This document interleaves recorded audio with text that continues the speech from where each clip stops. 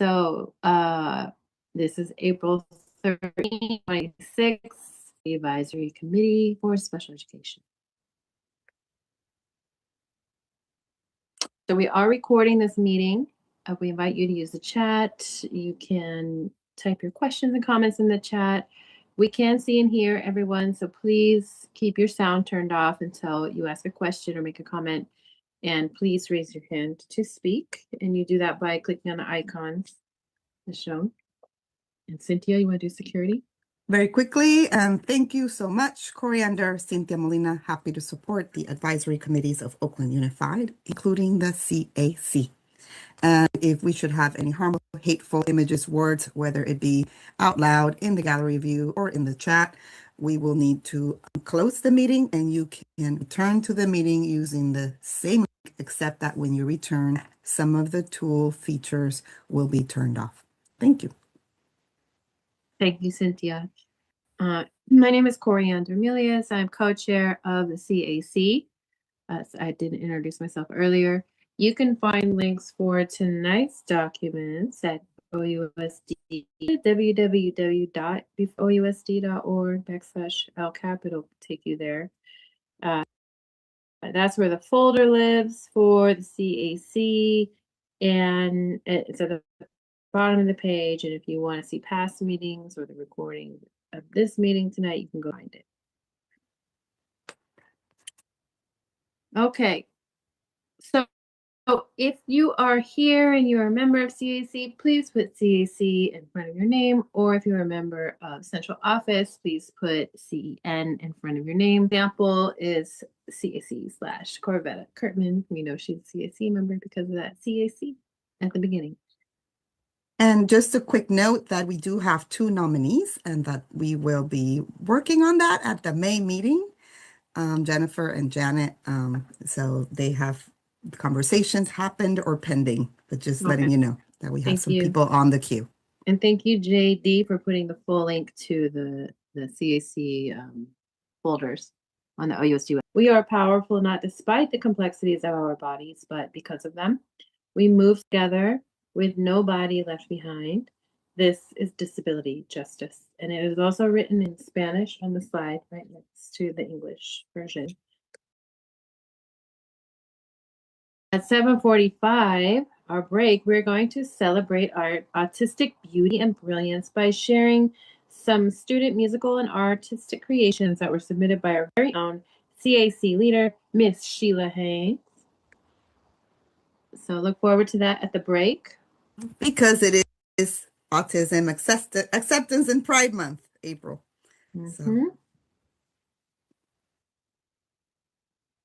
So our meeting goals and agreements are tonight we will learn about the impact of actions to increase access for disabled students to after-school programs and athletics. We're going to get time special education staff about the state test, SBAC, and disability accommodations and modifications available for disabled students. We're going to our agreements are always, we're over the agenda, introductions, and roll call. We'll get CAC member updates. We'll get updates from special education, central staff. We're going to get progress report on expanding access to after-school programs for disabled students. Then at 7:45, we'll have our break and show Sheila's wonderful video celebrating autism awareness and acceptance. And then we'll come back and get a progress report on expanding access to athletics for disabled students. And then we'll have a little time at the end for appreciations and public comments. And I will pass it over to Ms. Jen Blake.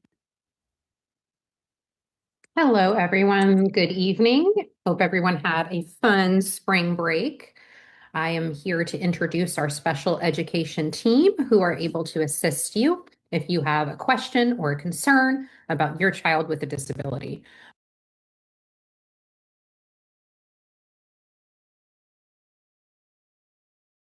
Starting with our early childhood team, Director Betty Lynn. For elementary, we have Michaela Reinstein and Liana Nelson, and Michaela's in the house tonight. Carrie Kaufman as our director for middle schools, and Stephen Razor as our high school director. Next slide, please. For the oldest students in our continuum, we have David Camerata as our director for career transition services and Jay Call, our principal for our young adult program. Our school services are supported by related services, and this is our related services team. Ann Zarnowicki is our director for the related services specialists, including speech language pathologists, occupational and physical therapists, and our low incidence specialists. She is supported by Lo Birdie. And Stacy Lindsay is our director for school psychologists and our mental health clinicians. Next slide, please. Here we have the rest of our leadership team, Aruna Subramanian, who also is joining us this evening, our coordinator for disability access. Rain Johnson, who always joins me in these CAC convenings, is our SELPA director. She supports our SELPA governance, contracts, and SELPA policy, as well as students placed in programs outside of OUSD public schools. And last but not least, Peggy Forbes, our program manager for IEP quality. If you need to request an IEP meeting or you have a concern or a question about your child's program, it is helpful to start with our teachers on special assignment. These are the folks that are sometimes also referred to as program specialists, and they work directly with our special education teachers. If you click the link that Cynthia has helpfully put into the chat for us, you will be taken to their assignments. And if you do not know the right person to help you, you can always email our full team by going to specialeducation@ousd.org. And now I will go ahead and pass it back for our general welcome. Thank you. Thank you, Jen. Yeah, so now's the part where you introduce yourself if you're in this meeting. You can do it in the chat with your name of your school, program, role, and or organization. You can also share disability categories or identities with which you are most familiar from personal or family experience. There's Sheila. Hi, Sheila. And if you are unable to use the chat right now, you can raise your hand if you'd like to say something. But we'll take a second to let people put in the chat who they are. What's your role? Some of us have multiple roles. We are parents and educators. Doing it all.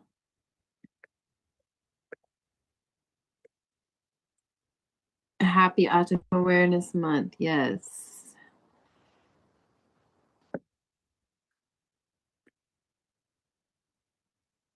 And I am Coriander Milius. I am a parent. My daughter is a junior at Castlemont in a SDC program with Miss Charity Nichols, thriving, doing great things. Miss Sonia Thatcher's here. Frankie Navarro from OAL, Oakland Athletic League Commissioner. Welcome, welcome, welcome. Ashley DeMello, who is RSP teacher, Open Tag, yay, and parent of a 5th grader. Martha Pena, OSD Expanded Learning Coordinator, welcome. Cynthia, proud mama of an autistic OUSD graduate, 22 years old now. Robert Hand, Program Manager of Expanded Learning Office, welcome, Mr. Hand. Felicia and Jashai, parents of twins enrolled at Emerson CDC and Emerson Elementary, welcome. I'm so glad everyone is here. Leona Lang, pre-K, TK Mod, ESN, extensive service needs teacher at Emerson, and parent of MM 5th grader at Sojourner too. So many of us wear multiple hats here. Messi Bistrat, Mama Prek at Sankofa. Welcome, Messi. Cynthia Gutierrez, parent of an autistic TK student, CAC member, and Oakland Commissioner for Peoples with Disabilities. Hey, Cynthia. JD Volution, CAC co-chair, parent of twin 7th graders, one ADHDer and one gen ed at MLA. one PDA autistic with hypoplasia of the corpus callosum, enrolled in the Counseling Enrich program and improver. So glad you are here, JD. All right. And a small note, Coriander, that our own Melody Davis, who used to be a CAC member and comes to this meeting, invited me to a convening of preschoolers, Oakland Parent Voices, and I think some of them are coming through tonight. So a lot of support from the preschool world right now. So Yes. so thank you. Cynthia, you have a lot of company now. I want to go visit those programs. I miss when my baby was in, in preschool. My group of parent voices, Oakland. Yeah. Cool. Let's get organized for sure. All right. The Community Advisory Committee for Special Education. Let's talk about us. What do we do? Who are we? Where is it? Okay.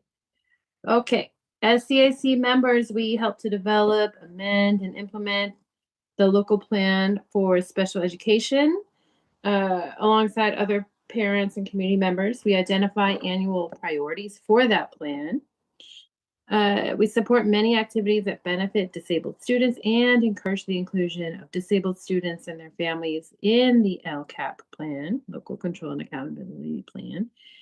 The LCAP is a 3-year plan that describes OUSD's vision, goals, actions, and budget to improve student outcomes. As who we are. Who can be part of the CAC? Everyone who cares. If you care and want to do the work, please join us. If you want additional information, there are links that will be put in the chat for you can look at the orientation just to get a more of a feel of what CAC, where you could plug yourself in.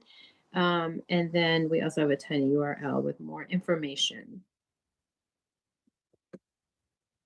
So we meet on the second Monday of each month, except when there's a holiday.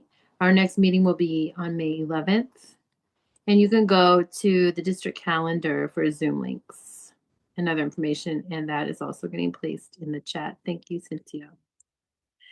If you are excited by everything you've seen so far and you're like, I want to become a CAC member, all you got to do, you could put it in the chat right now. You could put this phone number down, 510-491-6069.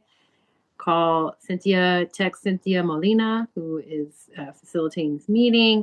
There's her email address too. She put it all in the chat. Just let Cynthia know and she will add you and include you in the next steps. If you want to be a CAC member, you must attend a minimum of 3 of these meetings to become a CAC member and care a lot about disabled. To be added to the calendar, reach out to the same person, Cynthia Molina, and you'll get the Google Calendar invites for upcoming meetings. And it is in the chat. You could text her as well. If you like to click a QR code, there's a QR code with a bunch of information. And you can stay connected with us. All right. Individual support for families and students. Okay. So sometimes people, a lot of times we come to these meetings as parents and we have individual things we want to discuss. So if you would like to resolve a problem or address an individual question about your IEP or your child's IEP, special education staff are available to help today. A breakout room is open where a special education administrator can address, your need. You can go to the breakout room right now or at any point during the meeting, and we will get a general report back from the breakout room at the end of the meeting before the public comment segment. And that's maybe your issue will help another family who didn't know, oh, that is something I also need to know. So we like to summarize and share out with the whole group, unless you don't want us to. You could also say that. In a way that doesn't, tell people's business. Yeah. So, and just know the breakout room is open. And so people can join it themselves. If you have difficulty joining it and would like to do so, just raise your hand and we can assign you directly. Just pausing for a moment. And at any point, if you want that support, you can also raise your hand and we can assign you directly. Okay. And you have an appreciation from Cynthia saying thank you, special education staff, for showing up to be in those rooms and help with this. Yes. Okay. I'll echo that. All right. So we're going to do roll call for CAC members. Yona Zimmerman Block. Latifa Ali.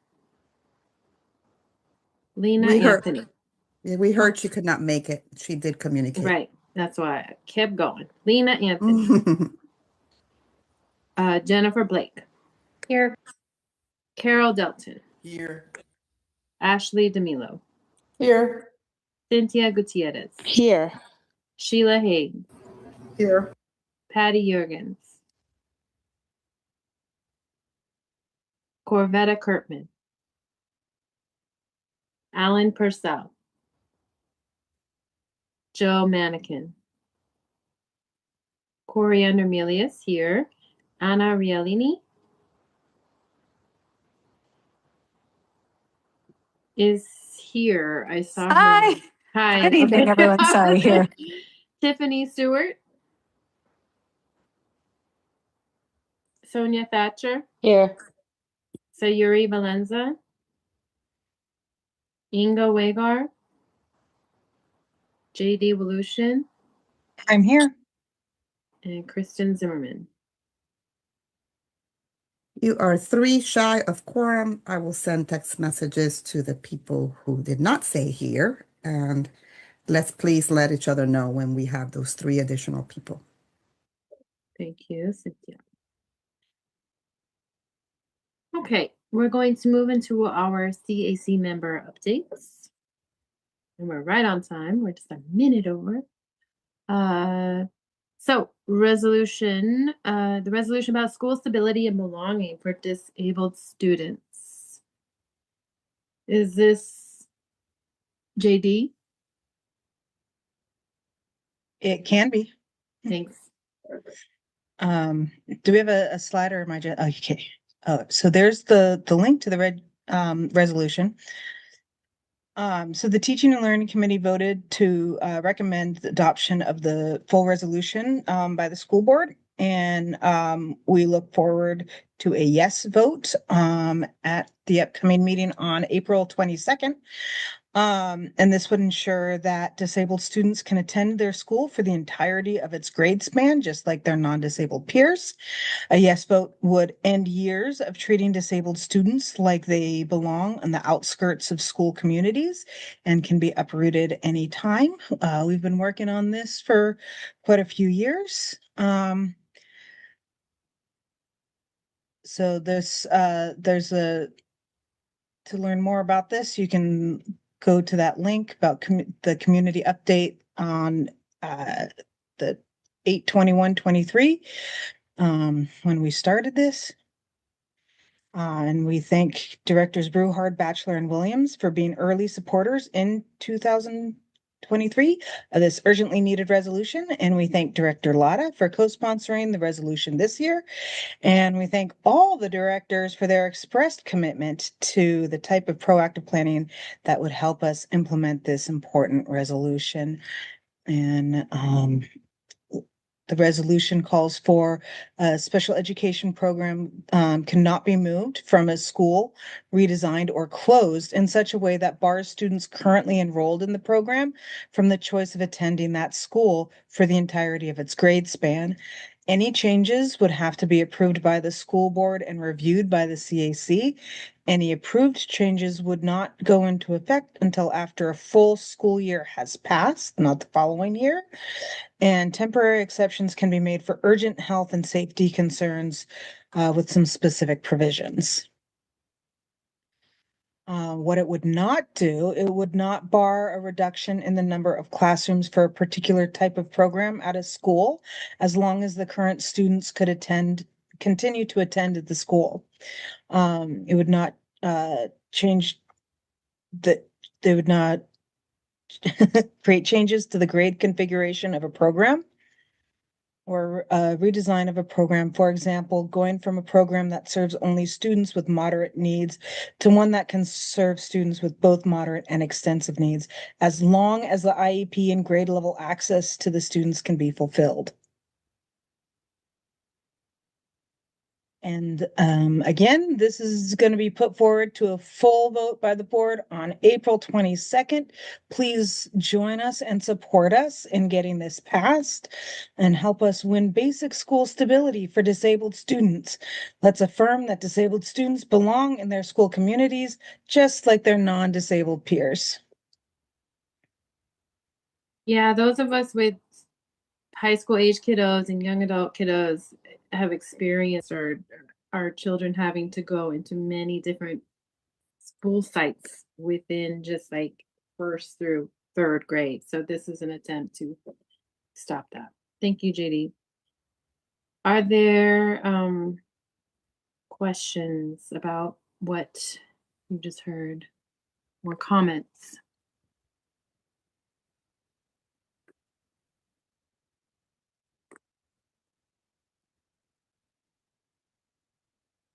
Okay. Are you guys seeing any hands up or anything? I'm sorry, I'm like navigating my phone and this.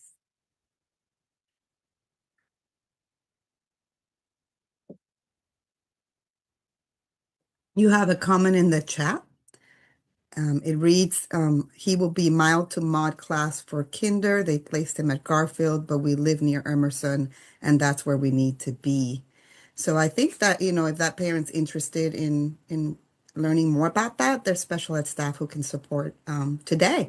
Okay. So, and just, I have a quick question because I think since this resolution was introduced, even though it's not policy yet, we have had I think we've had stability of this kind for a few years.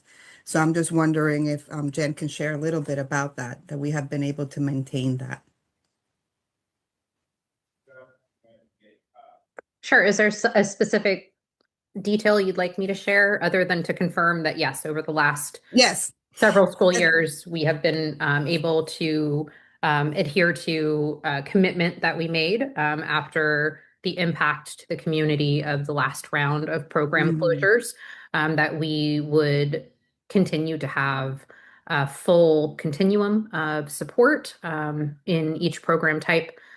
So what that looks like for us primarily is at the elementary level. If we open a kindergarten through second grade program, we will ensure that we design a third through fifth grade program when we have students that need to go into grade 3 to avoid any atypical or unexpected transitions in grade level. We also have had just one more kind of point I think that is important to share just for transparency is we have closed programs over the last couple of years. We've closed 3, but in all cases we have waited until the students in that program have naturally matriculated out of the grade level band served by the school. So there has not been any forced relocation. Yeah. Which it's the spirit and the letter of the resolution. Thank you so much, Jen. Thank you so much.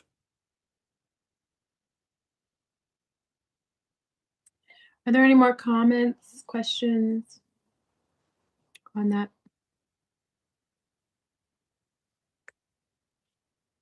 Okay.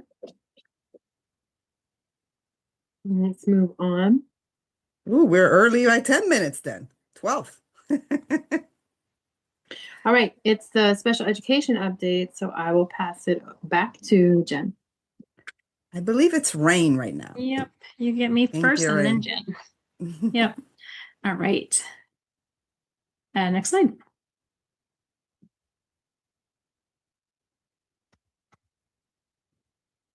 All right. Well, I'm just here to give you guys a quick update about our local plan. And what is the local plan? I always think of the local plan is basically the application we put in every year to be our own SELPA, which is our own special education local plan area.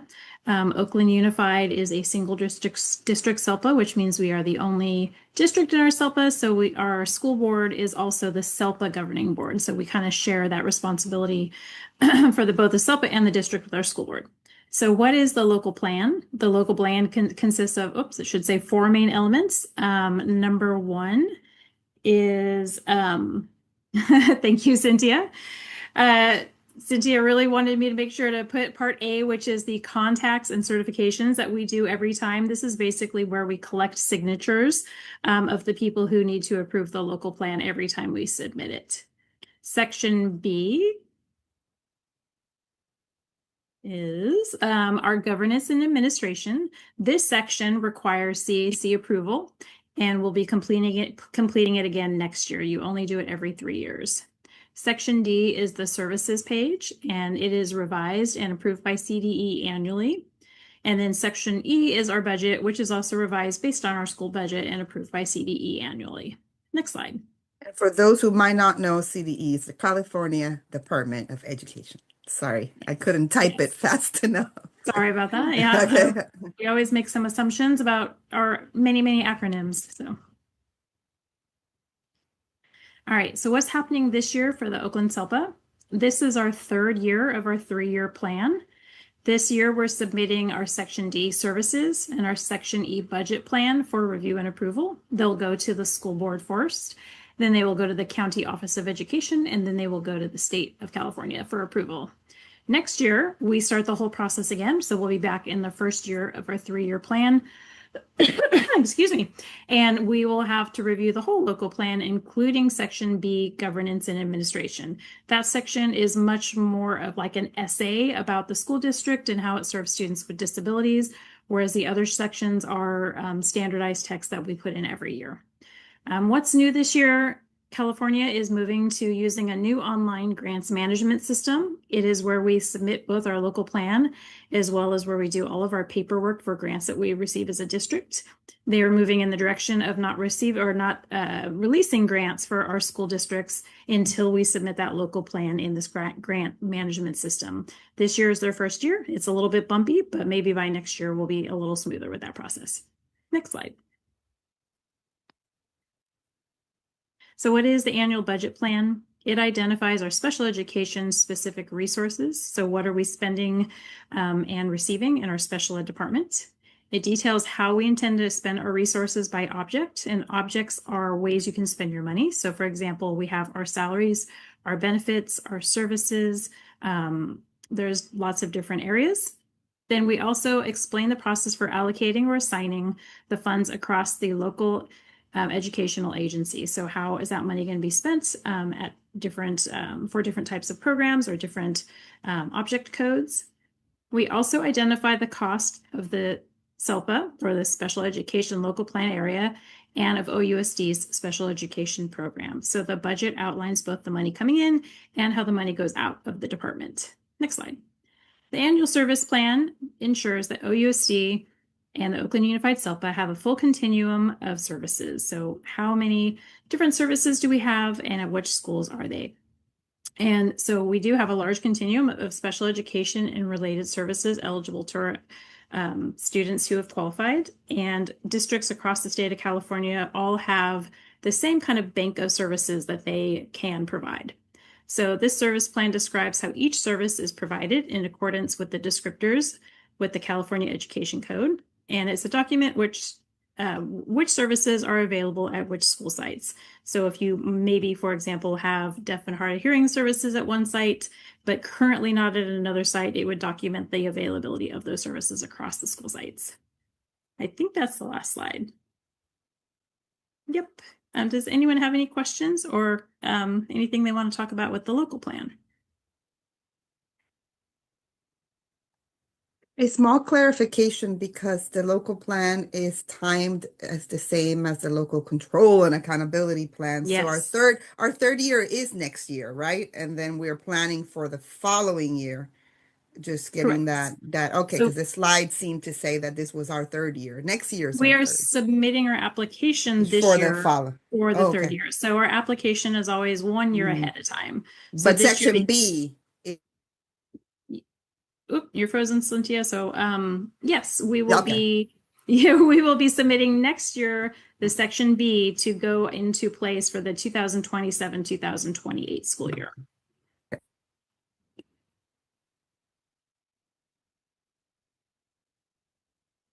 All right, thank you, everyone. Okay, and I am going to talk about our next topic for our special ed update, which is an enrollment report where we'll cover some information about our enrollment of students with disabilities receiving special education services, as well as some information about where the district is with overall enrollment. As of March 3rd, we had 7,539 students that are in our special education local plan area. And as a reminder for our participants, that includes students who are in our OUSD public schools, as well as students who are served in homes, hospitals, certified non-public schools, and private schools within our jurisdictional boundaries. And that number has changed for even today. So today's data are 7,568 eligible students, as well as 622 pending records. You can see the comparison at the right of the slide between 2025 and 2026, which I'll voice over briefly. 1 year ago, we had 7,029 eligible students and 690 pending records. And so you can see our eligible student population has grown by just over 500 students over the course of the last year.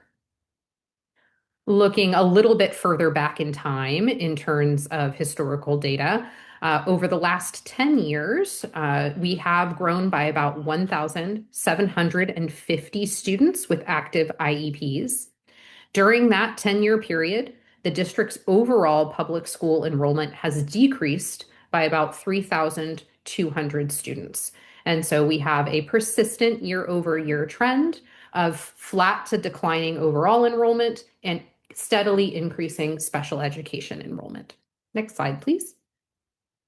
Here are some general enrollment data. This is not specific to special education, but is an update on how the district's enrollment is going holistically. As of March 31st, just under 11,000 offers were made for students in transition grades and students who are brand new to OUSD. 5,991, so a bit over half of those offers were accepted. The district is currently projecting that we are on track to match our early enrollment projections in terms of the overall number of students who will be in OUSD public schools at the beginning of the coming school year. It is important to know that OUSD does tend to have a historical trend of late enrollment. And we have thousands of families who enroll in the summer in advance of the new school year. This is a predictable pattern of enrollment, and this year's acceptance rates for where we are in the school year is very close to the last couple of school years in terms of historical data. Next slide, please. So now we're going to zoom in a little bit more to look at special education programming specifically. And this is a look at the number of offers we have extended to transition age students and the number of offers that have been accepted by families in the district's Enrollwise system. So mild, moderate, self-contained programs, incoming kinders, 6th graders, 9th graders, we have 170 offers extended, 113 of which have been accepted by a parent or rights holder. For moderate self-contained programs, 43 offers extended, 33 accepted. For mental health programming, 12 offers extended and 9 accepted. For extensive support needs programs, 113 offers extended and 83, accepted. And resource specialist program, which is of course the overwhelming majority of our students receiving special ed services, there have been 774 offers extended and 443 of those have been accepted. This also is pretty similar in terms of proportionality to where we were at this point last school year. We do see that families of children participating in self-contained special education programs tend to accept their offers more quickly than students who have a primarily general education program receiving resourced specialist program support. Next slide, please. All right, we'll pause there if there are any questions about enrollment before moving into our last timely topic, state testing.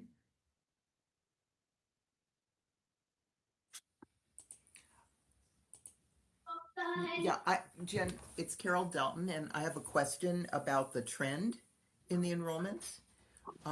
Because you mentioned that special education enrollment had increased by 1,750 students over 10 years.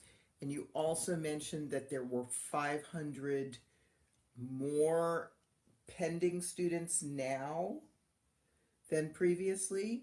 I don't know if I understood that correctly, but 500 more eligible students in the last year alone, and 1,750 more eligible students over the last decade. Right. So is this a trend that more students are qualifying for special education by percentage?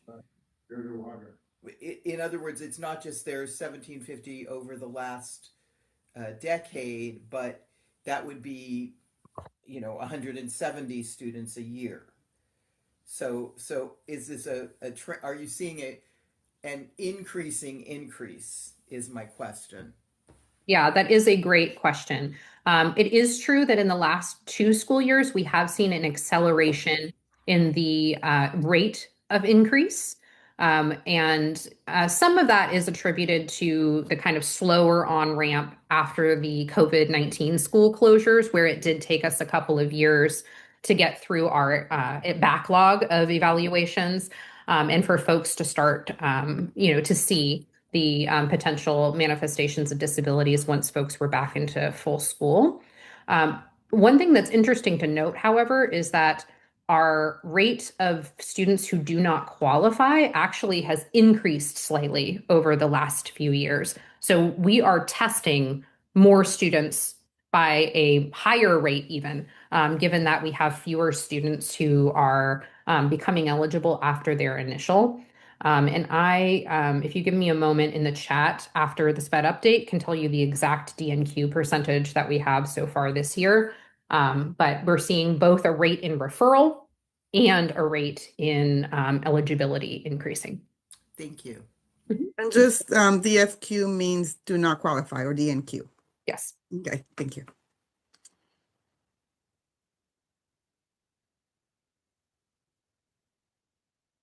Coriander has a question in the chat. Are we getting students from charter schools who need IEP services they cannot or do not offer? And are we keeping track of that data? That is a great question, Coriander.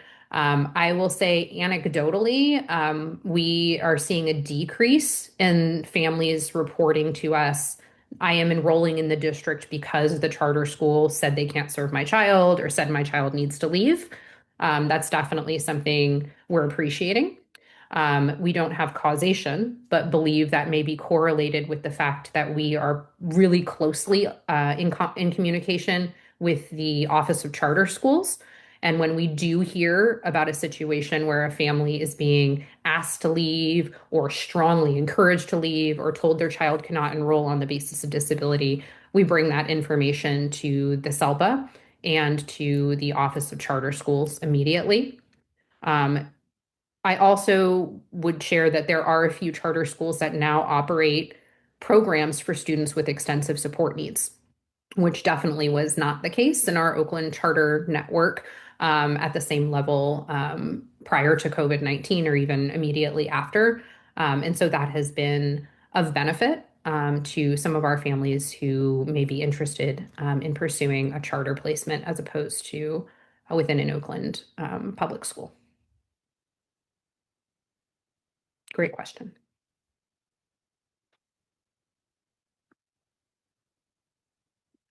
Excuse me.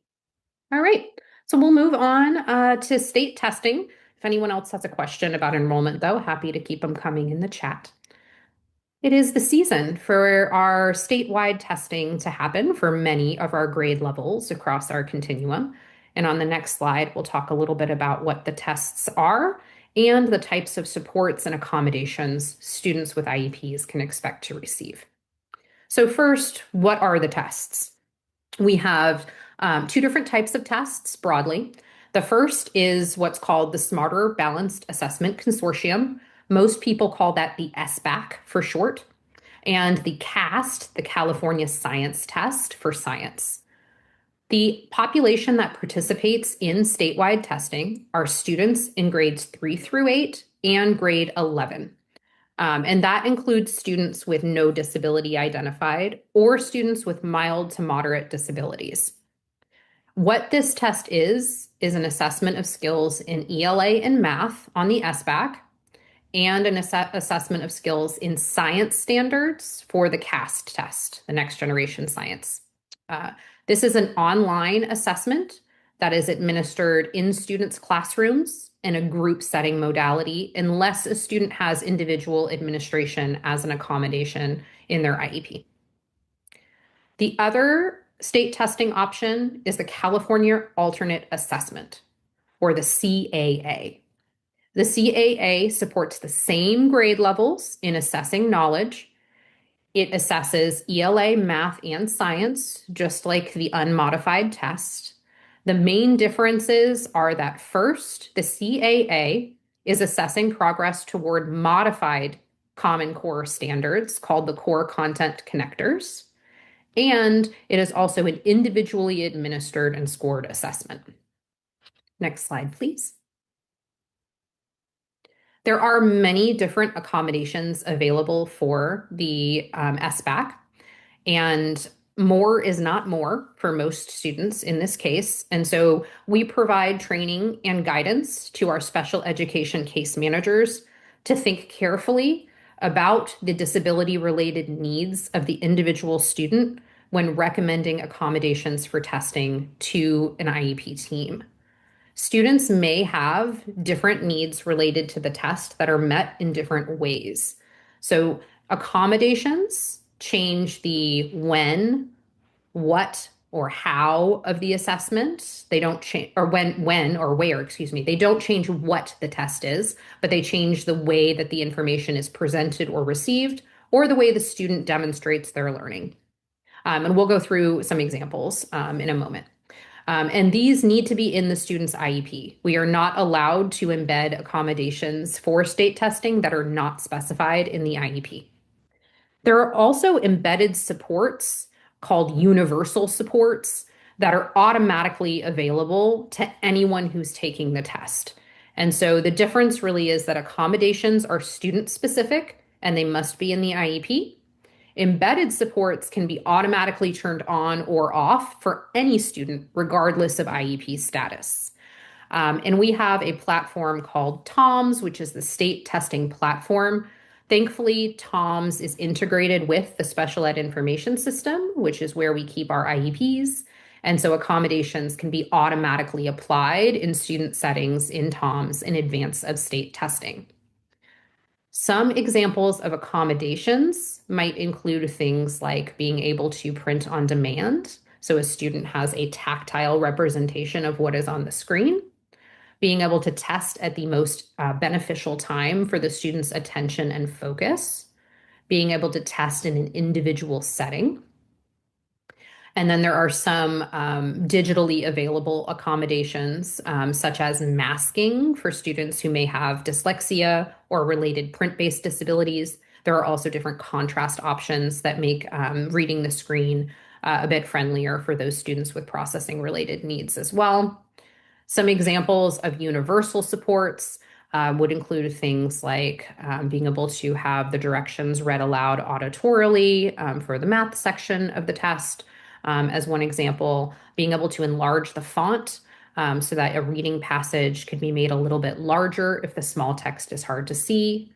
And there are a number of other similar accommodations and universal supports as well.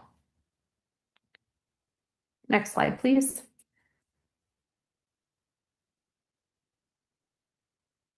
So I have a few links that I will add here as well. The first is that the state does publish sample tests. So if you are maybe newer to the test, and you are curious about what the test looks like and what your child's experience might be, thank you, Cynthia, for the link. You are able to go in and get practice tests. This is accessible to anyone in the general public. Many of our special educators and general educators also use these practice tests to help orient and acclimate students to the test layout. Next slide, please. All right, interpreting results. So you will, as a parent or rights holder of a child with special education services who's taking the test, you will get individual student results. These results will show you by domain, so for English language arts, for math, and for science, where your child is overall. The categories available are exceeding standard, meeting standard, nearly meeting standard, or below standard. And so you will get that proficiency band in your individual results. You will also get information about the types of questions, the underlying kind of strands of standards that your child could answer successfully or not answer successfully. And districts get district data that we can then disaggregate to answer questions about any trends in test results across certain populations, such as different grade levels and how they've done over time, by race or ethnicity, by status of if a student is a language learner, by status of if a student has a disability requiring a plan of support, as some examples. Next slide, please. And this is a look at the detailed test results for the entire state of California for last year's SBAC. These are, again, available to anyone online at the link provided as well. And so what you can see here are some colored bars. The kind of orangey salmon color is standard not met. The, I don't know what that is, chartreuse, light green color is standard nearly met. The green is standard met, and the blue is standard exceeded for each grade level band from grades 3 through 11. And then the final bar on the right side of the screen is the aggregate data across the entire state of California. And you can see in the screenshot here, 63%, just under 2/3 of the students in the state of California have an achievement level of standard not met at this time based on last year, the most recently available test data. You can also get information about just how Oakland Unified School District is doing on a district-wide or a school-by-school level basis. And on the next slide, we have the link and information about OUSD, or I think it's in 2 slides, actually. Oh, no, it's right here. Okay. So for this, it's important to understand distance from standard, or DFS, which is what is listed in the gray box at the top right part of this screen. Districts are given what's called a distance from standard.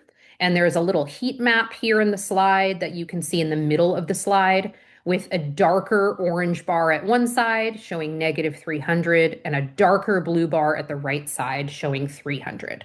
And the goal of our district is to get further to the right side of the bar, because that means that more of our students are meeting standards based on this statewide assessment measure. Further into the negative means fewer and fewer students are meeting standard. And this is a publicly accessible dashboard where you can go in and look by school, you can look by grade level band, and you can look by demographic features to see how the district's achievement on this particular test varies across populations or over time. And this last year, we had a district-wide distance from standard of -51.5, as shown here on the slide. And I will grab the link to the OUSD dashboard so you all have that as well. I think it's in the chat already. Yes, I put it in there. Oh, fabulous. Thanks. Yeah, Cynthia. okay, no problem. Okay, and then last, just some pointers for families. We do get questions this time of year, and IEP teams bring up questions about state testing that I will address. a few of them here. So first, during the actual tests themselves, please make sure your child is on time for school. It is important because usually testing starts in the morning. Provide them with a healthy breakfast or make sure to reinforce that they eat the school breakfast so they have something in their tummies, and make sure that they're feeling comfortable, especially if we get atypically warm or cold weather, as we've seen happen this time of year. Being able to have layers, things so they can feel comfortable while they're seated for a long period of time taking a test. Being able to talk about the test in advance can help if your child is experiencing some anxiety about this being a different schedule than usual, about the routine feeling different, or just about the test itself. You can remind them that this test is just one measure of how they show what they know. It's not the only way that we can celebrate their progress and their learning, but it is one way that we can get some information about how they've learned over the course of this school year. You can look at your child's IEP and make sure you know what their test accommodations are. For students as they get into upper elementary and prepare for secondary, it's great practice for them to help build their self-advocacy skills. If a student, for example, has breaks as an available accommodation in their IEP, the student being able to ask for their own breaks when they need them, rather than a staff member making an estimate of when they might be experiencing fatigue and needing that brain break, is a good, powerful moment for them to have that self-determination. And then again, perspective on results. As I mentioned, this is only one measure. We have many other ways of looking at student progress and achievement data, things like ongoing progress monitoring from your special ed teacher, IEP progress reports that happen at those report card periods are also really good ways of being able to see the more incremental progress that students make. A couple of final points here. I often get asked the question, can I exempt my child from state testing? You can. District staff are not allowed to propose that to you or to tell you, please exempt your child from testing. We do want as many students as possible participating, so we have authentic district-wide results. But if you have decided that it is not in the best interest of your child, given what you know about them as the expert on your child, you can put that request in writing and be exempted from the statewide assessment.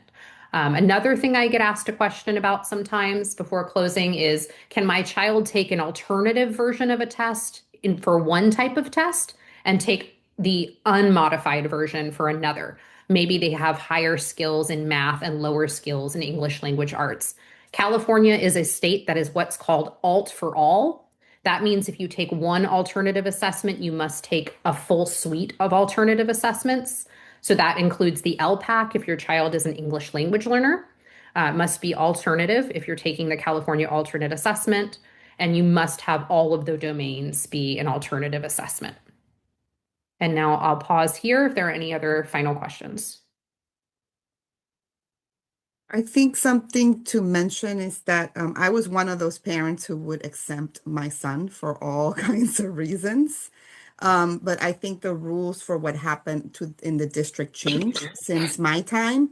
It used to be that before, if the district tested, let's say, I forgot the percentage, up to 95% of their students, there was no penalty to the overall score of the district. But now if a student does not take the test, that becomes a zero in terms of aggregating the results for all students for our district. So I think the rules became more strict for what happens for Oakland Unified. Those tests do not get counted, like taken out of the pool. They get counted as a zero.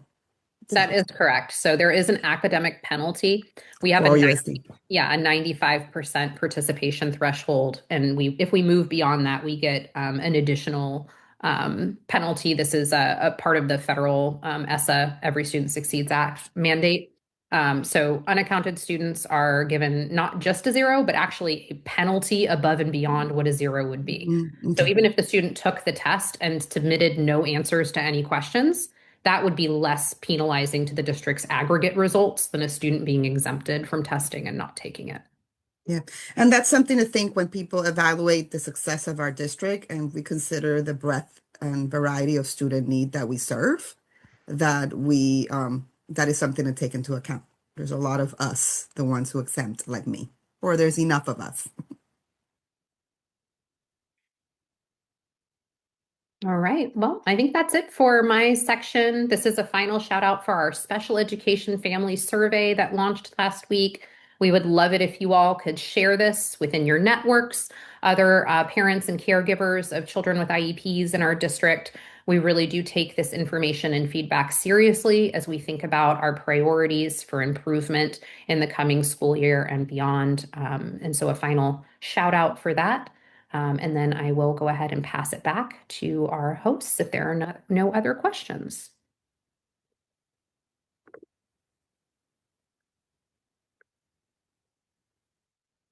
Okay, I'm not seeing any. I'm looking ahead of the slides and it looks like the next is our break, but we're like No. 45. I don't see more slides after this. I am sorry that I queued this incorrectly. The Okay. break is after the after school report. So there's Okay. 40 minutes and then there's our break. Okay, I was like, Apologies. okay, we're like It's the 40 break minutes slide ahead is of in the wrong place. So That's this would all be right. Miss Marta Peña. Like, I think bye. she's ready and she can introduce herself. Marta, if you want to come on camera. And I think there's a little bit of an intro part before Marta begins, and JD was going to do that. Hello, everybody. I am your other CAC co-chair, JD Woloshin. And so the background on our belonging resolution. In June 2021, the OUSD School Board passed resolution number 2021-0159, ensuring access to social, emotional, and academic supports for students with disabilities. This resolution was introduced to the board by members of the CAC. And an excerpt from the memo. As a full-service community school district, OUSD has long recognized the importance of wraparound services in students' academic and social-emotional growth. However, many students with disabilities have had challenges accessing these services because they need modifications and/or extra support to be able to participate in enrichment or social-emotional programs outside the classroom. And I think when you and I were discussing, we said this also means the American with Disabilities Act exists, and Section 504 of the extra to pass a resolution that we just heard students that it happened.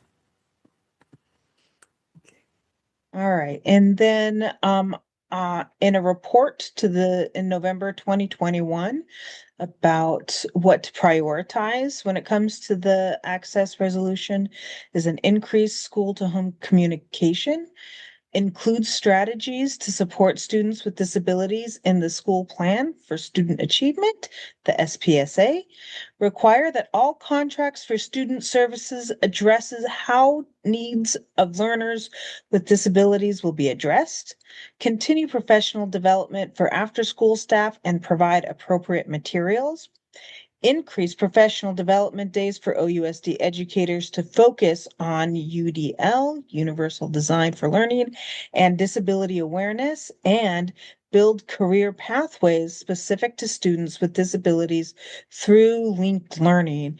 And so November 2021 was the last time the board had a report about this, but we in the CAC try and give it at least one meeting per year. And that's this one. And so today we will hear from staff from after school programs and athletics, and they will share what has happened since they last reported in October 2023. And so we had some questions from the CAC. What is the independence plan for this work? How have we built institutional knowledge and permanent structures to be ready to accommodate and support disabled students before they join? And can you tell us about schools that are doing especially well in including and supporting disabled students, especially those with extensive support needs and or low incidence disabilities? And also, what is the intervention plan for schools that are not doing well? And 3, how are you intentionally doing outreach to the families of disabled students about participating in your programs and receiving accessibility support? How are you working with families and students so they feel supported and included from day one of their participation? And so first we will hear from the after-school programs. Thank you. Can everybody hear me? I can. Okay, great, because I couldn't see myself, so I wasn't sure if my technology was working. Well, good afternoon, everybody. My name is Martha Pena. I am the coordinator for expanded learning / after school program here in OUSD. And the first slide, I'm just going to share a high level overview of our programs and the different and a little bit of some of the data from our evaluation. So currently, in 2024-25, we served almost 19,000 children across our district. We are at 84. We run 84 programs across all of our after schools, including Burbank, Kaiser, and Hintel TK programs. And we partner with 14 different organizations to provide comprehensive after school programming. So these organizations are trained, equipped, and ready to provide services from the hiring of staff, the scheduling, the enrollment, the day-to-day logistics at each school. I've also included a couple quotes or data from our evaluation from last year, where 96 of our students who were surveyed said that they felt safe in our after-school programs. 89% of our students also shared that it was through our after-school programs that they got to experience new activity and really felt included. We also heard from our families that were surveyed that 96% of them agreed that the after-school program was a safe place. And so we've really done a lot of work in the last 4 or 5 years to ensure that not only are our spaces safe, but inclusive to all of our students. So in the next slide, I just want to share some um, data that kind of shows kind of the work that we've been doing to support our students, our disabled students. So you can see back as far as 2022 to 23, we were serving around 1,257 students with disability. And so these were categorized. This was data pulled from Aries. So these are students, disabled students that are under the category of special ed. Today, this year, we're serving over 2,203 students just in elementary. If you want to see a complete list of all of the schools and all this and those numbers, I've created a link to that spreadsheet if you want to go ahead and click on it, and it will give you 3 tabs. The first tab looks at all of our elementary and middle schools. And again, it gives you the same data, but for the 25-26 school year. The second tab looks at our high school data. And then the third tab is our Saturday Yes Sports events. So those are our elementary school sports offerings that we provide at no cost to our communities. And it's open to all of our students. And you can see the number of students across all of our schools in terms of our students, our disabled students versus our general ed students. And that just gives you some data. Um, I'm also joined here today by my colleague, Mr. Robert Hand, who is really helping to spearhead a lot of the work done in after school. So Robert, do you want to come on and share a little bit about our resources? Thanks, Martha, and good evening, everyone. Yeah, my name is Robert Hand. I'm a program manager with the Expanded Learning Office. I'm on a team of about, I believe there's 7 of us, program managers, and we have a number of responsibilities. And mine is one, we're split between the networks of sites. So I do support the high school network of sites, but then we have a number of different projects and things that we're leads on. And so one of those projects for myself is disability access in after school, which means I sit on a central office team with a coordinator from the special education office, Aruna, and we have a TSA that works with us, and we meet regularly to one, talk about the systems, structures, policies, and procedures that we have on the district level for our community partners, And then we review individual cases that come across our desk in a number of different ways. Thanks for explaining what that TSA is for me. And if you could go to the next slide, please. This is just a real quick overview of those resources that that the team that I sit on then provides. So we do have an annual district-wide professional development that we require for all of our site coordinators that are running programs so that we can review those policies and procedures I was just mentioning, make sure everybody's up to par on what we're expecting. But then what we've learned is we definitely want to go deeper. And so we identify some of those sites. One of those questions being, what do you do for sites that aren't doing the work as well? Well, we try to identify those sites through our program managers, through our partners that reach out to us. We're trying to decrease the number of parents that complain to us. But those are sometimes the ways we get cases. And so that sometimes requires us to go in and give the site team some actual training on students with disabled students. But then that difference of coaching that you see there is sometimes it's not just delivering information. Sometimes there's some follow-up and additional follow-up that just needs to happen. And so we try to identify those sites that we're able to do that with. Then we have weekly consultation and office hours that we meet with our partners. Again, just these cases that might come up or difficulties they have, questions that they might have. We just want to make ourselves available to them as much as we can. And then there's additional resources that a site may need. And that can really vary depending on the organization that's serving that site, depending on the site itself. That can really vary anywhere from really advocating for materials that students are using during school day to make sure that they're available during after school as well, or getting additional materials to provide to that site. All the way to sometimes sites do need additional staffing. So we are able to do that in some extreme cases as well. And so I think that's it for my slide. I'll stop there. Thank you, Robert. And Robert's been working again very closely with Aruna and Amanda, who is our TSA, to really ensure that that our schools and our students are getting that one-to-one support that is needed in terms of training and providing additional resources. In addition to all of this work, we've also adapted the FLIP framework. So if you want to, if you can scroll to the next slide.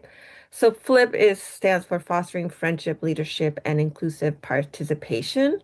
It's a framework which really allows us to train our after-school staff as well as our arts and Saturday sports providers on how to work with students, to work with all of our students, including our disabled students. And we've really ensure that we can provide not only that training, but that knowledge to our families. So at the bottom of this slide, you'll see the sports catalog, the Yes Sports catalog. The organizations that have really adapted and embraced the framework, you will see that they have been identified in the catalog, which allows our families to really be aware as they're signing their students up. Like, this organization has gone above the call to ensure that they have those resources at their site to support all our students. If you want to go to the next slide. Would you like me to share that catalog? Would that be useful? I mean, you can open it up. Or I could put it in the chat if you want. In the chat. It does, yeah, it's whatever's easier. It just it's specific to our Saturday sports program. But what's great about it is families can see which organization or which sports provider has really embraced the FLIP framework and is able to provide and ready to provide services to our students across OUSD, including our disabled students. So what's new? What's new is we are now in EnrollWise, which is a huge benefit for us because we're now able to see in real time what those students are, what the students coming into our after school program for the 26-27 school year are. And because we can now see them in real time, we can plan to ensure that we have those necessary services in place to support our students. Before, we didn't know who had enrolled in our programs until probably August, September.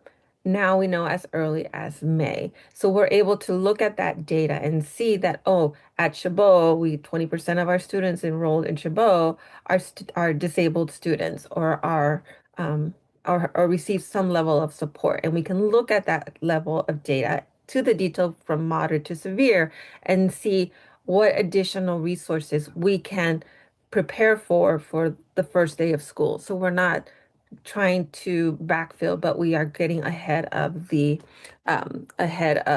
our students' needs. In addition, we've updated our reasonable accommodations FAQ and our informational flyers out to families, so families are aware of what services we can provide. Unfortunately, a lot of the resources for 504s and IEPs ends at 3 o'clock. So we're not able to continue the same level of care, but we can provide reasonable accommodations. And we've discovered that in many cases, we can meet the most of our students that request after school care. Some of our highlights, obviously, I mentioned Chabot. This for the past 4 years, I want to say, we've also offered specific programming to our TK students at Burbank Elementary, and these are severe to moderate students. So we do have an after-school program there with dedicated staff with specialties to serve those students. We were also able to provide services at Joaquin Miller and several of our schools to ensure that all of our students are being served. Robert, is there another Sorry, highlight? just to interrupt for a second, can you talk a little bit slower for our interpreters? Yes, sorry, I get it Thank really you. when I start talking about our programs. So we are now able to look at real-time data.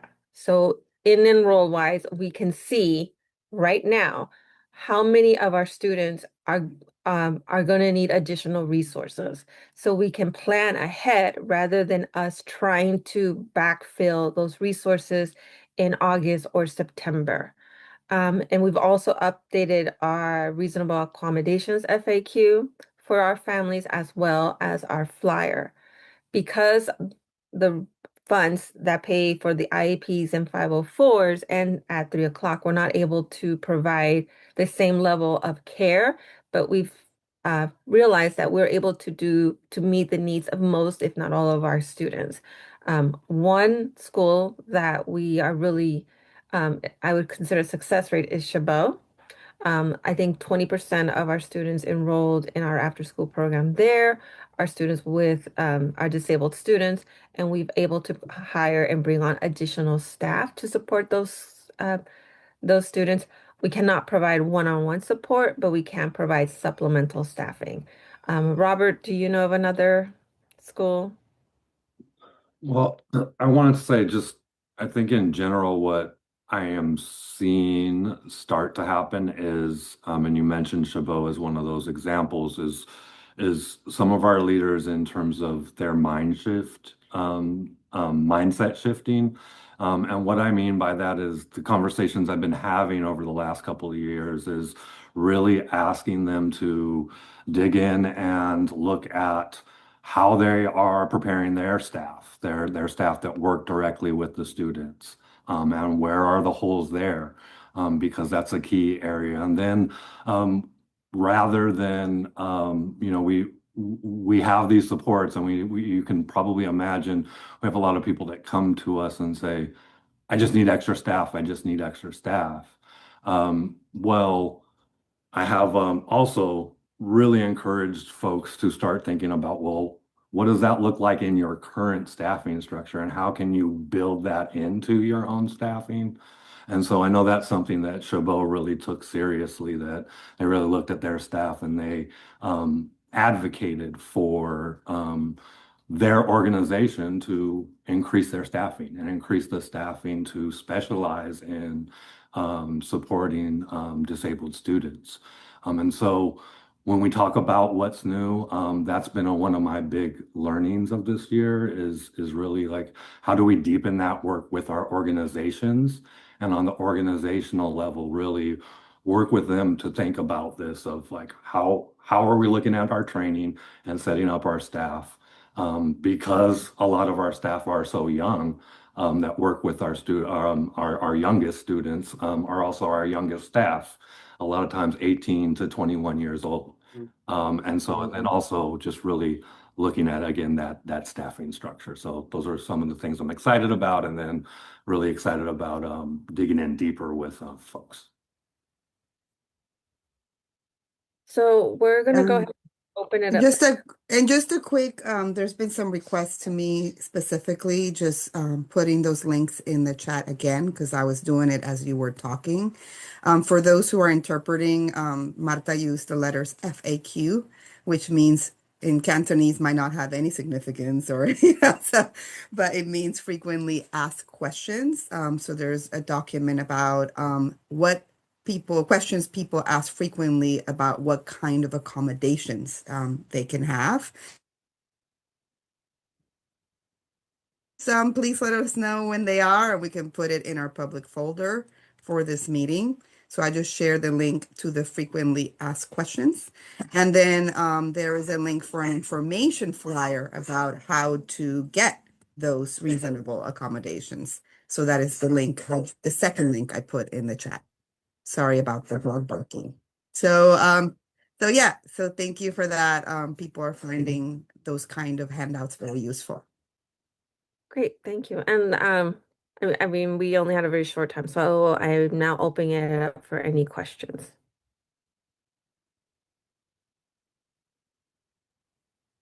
Okay, great. And I saw there are some things that popped up in the chat.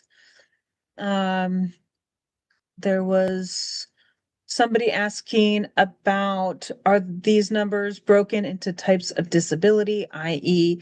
mild, moderate, extensive support needs? And the answer to that was, we can pull that data, but wanted to provide high level information. We do have that data, which is for the purpose of this presentation. We just general all sped numbers, but if we wanted to, we can definitely provide that. I made an offer in the chat. I think that's very, very valuable to this committee. So just everybody remember that if you go to ousd.org/LCAP, there is a folder for this committee in the bottom, and a public folder, Community Advisory Committee for Special Education, and there is a folder for every meeting date. So we can put anything that you offer, Marta, or anyone else in this meeting in that folder, even if you don't have it right now. All right. And Taylor, I see your hand up. You were the person who was asking these questions in the chat. So if you would like to. Yeah, it's Talia. Yeah, I'm a Talia.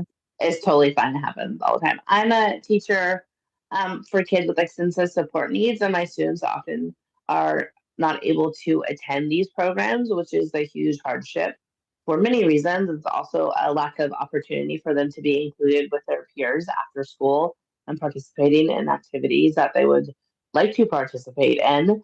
And so I would just I know that there are I understand with what people are saying, that there's only so much support that is able to be given after 3 o'clock when the school day ends. But I think that with our freedom public education, if the school day is being continued and there are services that are being offered for school, then every student should have a right to those services, and we need to determine ways to make them accessible to all of our students, even the ones with the most extensive support needs. So my students, just because they're in a wheelchair, shouldn't be denied being able to go to an after school program. So I think it's this committee that needs to try and determine a way to make this possible. that they are able to attend. I also think it's a huge equity problem where I've had parents who've said, I need to work. I can't get my child at 3 o'clock, or I can't pick them up from the bus at 3:30. My other kids are able to stay after school. What am I supposed to do? I'm now working night shifts or whatever it is. It's, like we're offering it for other parents for these exact reasons, but we're not offering it for our parents that have students with disabilities. So I don't think it's an issue. Like, I commend this group for what you've been able to do, but I think we need to do more and figure out a way to support these families, and also know that we have a whole group of trained para educators at these schools that could help and could continue the work in the afternoon and help include them in these programs. So it's not like we're lacking staff or expertise that are around to be part of the after school programs. Thank you. Yeah. And thank you for sharing that. And I mean, that is our goal, is to provide as services to all of our students. Unfortunately, the biggest barrier, to your point, is transportation. We can't have dual bus schedules, unfortunately. But we do work with staff who is willing to stay on after school to support our disabled students, and we do pay them for their time. The challenge, believe it or not, is a lot of people don't want to work after school, and they want to get paid more for the hours that they work. And so it has been a struggle for us to identify paraprofessionals that will stay on. But if there is one and the opportunity is there, we will definitely take advantage of that. I think, sorry, I think for the transportation, I think, again, parents don't think they're even able to ask for this. They don't think it's even an option. So for the transportation issue, it might just be something if they're actually told, oh, you can choose this option. This actually is available for your child, but just know the bus only comes at 3 o'clock. So you'll have to determine, you'll have to pick up your own child. And that might deter them, and that might not deter them. But I just think it's giving them options like we would any other student at school. Yeah, yeah, thanks for that. I think what I would just, add and echo to what I think you were saying in your comment is we definitely want to just avoid that absolute denial, right? Like a family comes and they're looking for support, they're looking for access. And too many times we hear the answer being no right away without there being, excuse me, that due diligence to explore and see what the need is and see to your point, like, some families are, if they have the option, they might be able to pick their student up later. And so we definitely want to stop the cases that we're hearing where our leaders are just saying no right away, for sure. Okay, great. Anna, are you ready to ask your question? Oh, hi. Thank you. I'm Anna. I'm a member of the CAC, and I just really want to say thank you to the teacher who just spoke for that fantastic advocacy. And I'm in full support of everything you said and transitioning all of our programs to be in full support of all of our students. Having said that, I also want to say thank you for the really, really good work that this team has done in the last couple of years. I have a second grader at Joaquin Miller. I heard you mention Joaquin Miller. The last 2 years, it was impossible for her to attend after school. And because they absolutely were not able to support students with neurodivergence who had any kind of needs outside of uh, really, really, really basic. And this year she is going 1 day a week and it's going very, very well. And the only reason that has happened is because of your efforts. So I wanted to say thank you. There was in the past a lot of castigating and yelling at students with disabilities who were not behaving in expected ways. And while I think the program still has a long way to go in learning how to serve, they've gotten really great training and learning not to be mad at students for not being able to respond in expected ways. And they've also introduced choice days where it's much more structured than just sort of the free playtime. She's able to attend. It's been great. I also want to say thank you for the FLIP program. Those classes are some of the best resources in Oakland for families who can't afford pricey programs, and they do a really good job of supporting at least students with uh, moderate to low need, and just really, really grateful for the flip classes. So thank you. Oh, thank I appreciate that. Thank you, Anna. I had a question myself about the participation in this survey. Do we know the numbers of families with students with disabilities, with disabled students that participated in those surveys? That's a great question. I'm trying to think. I don't think we have that because we didn't collect that data. We asked all of our families received the survey, and we did not ask them to identify if they have a student with a disabled student. But it is something we can look into for next year. And actually that would be really good. I think I saw a question about moderate to severe. Or did I? Let's I see. think I see something. Jen Blake is putting the data in the chat.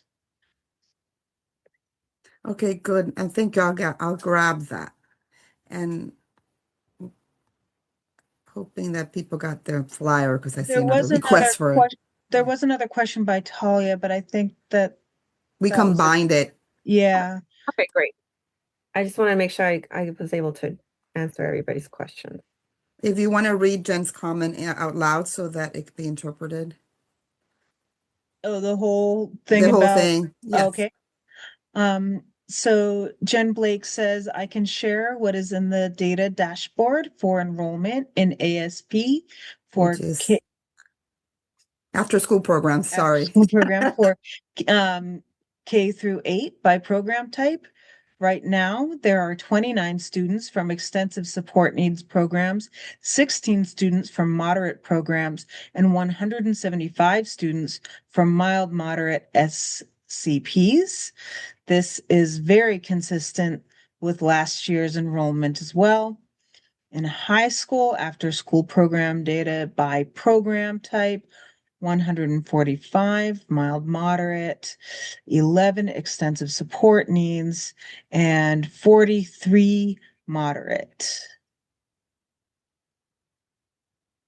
Thank you. And then Sonia Thatcher is advertising the next Flip Playgroup this coming Saturday, April 18th at United Nations SDC.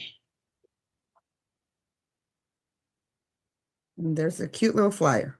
Let me put the information in the slides and I do justice to the cute little flyer if I can get that image. Yeah, there it is. Okay. Great. And do we have there time is a for QR code. They are still 12 minutes, so we're doing good for time. 7:45 is our break. But anytime we get to talk more to athletics. yeah, so if there's any other questions, ask them now for after school program. And if not, we will move on to athletics. I will name something, and it's because the experience with linked learning where there's a measure, used to be N and it's H, where the bond measure that's presented in front of the voters does not account for the costs that come with different kinds of accessibility support is part of where the problem begins. We need to kind of bake it into how we fundraise or how we generate resources, etc. I am wondering if some of the funds that's there's different funding sources, how they are responding to the cost that might be incurred by some of the accessibility support. I have unstable internet. I hope people can hear me. So that is part of the contracts with providers, because a lot of these providers are not employees. Do we have expectations in those contracts? So just putting those two things out there as big topics. Not that they can be answered right now, but if you have anything to share briefly, it would be good. Is this, sorry, Cynthia, Yep. is it specific to after-school programs? Yes, in this case. So after Yeah. school dollars, right? Their sources, right? Sources that Mhm. account for accessibility support, and even though sometimes we just have to figure out how we fund things right within what we have. But is that a thing that where there's money thought about ahead of time? And then the other thing is about who we contract and how we contract. If that contract process makes the provider have to think about that ahead of time and resource appropriately.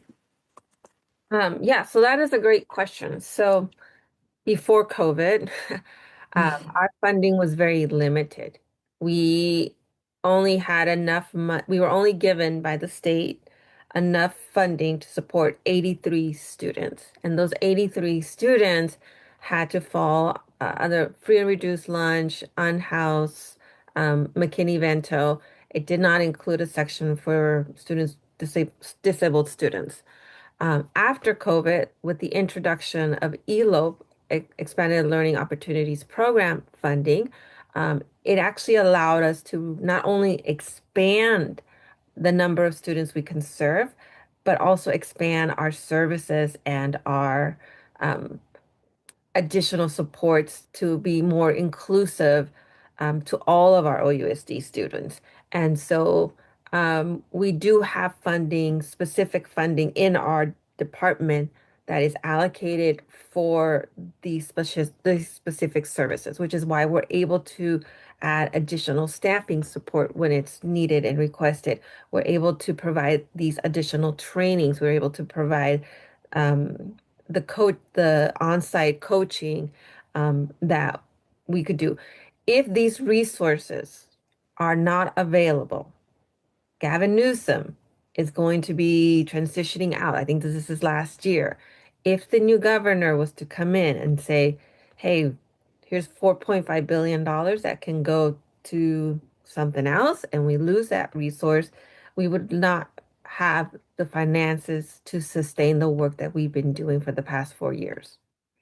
And we would go back to the 83 student model for elementary. It's 111 for middle and 136 for high school.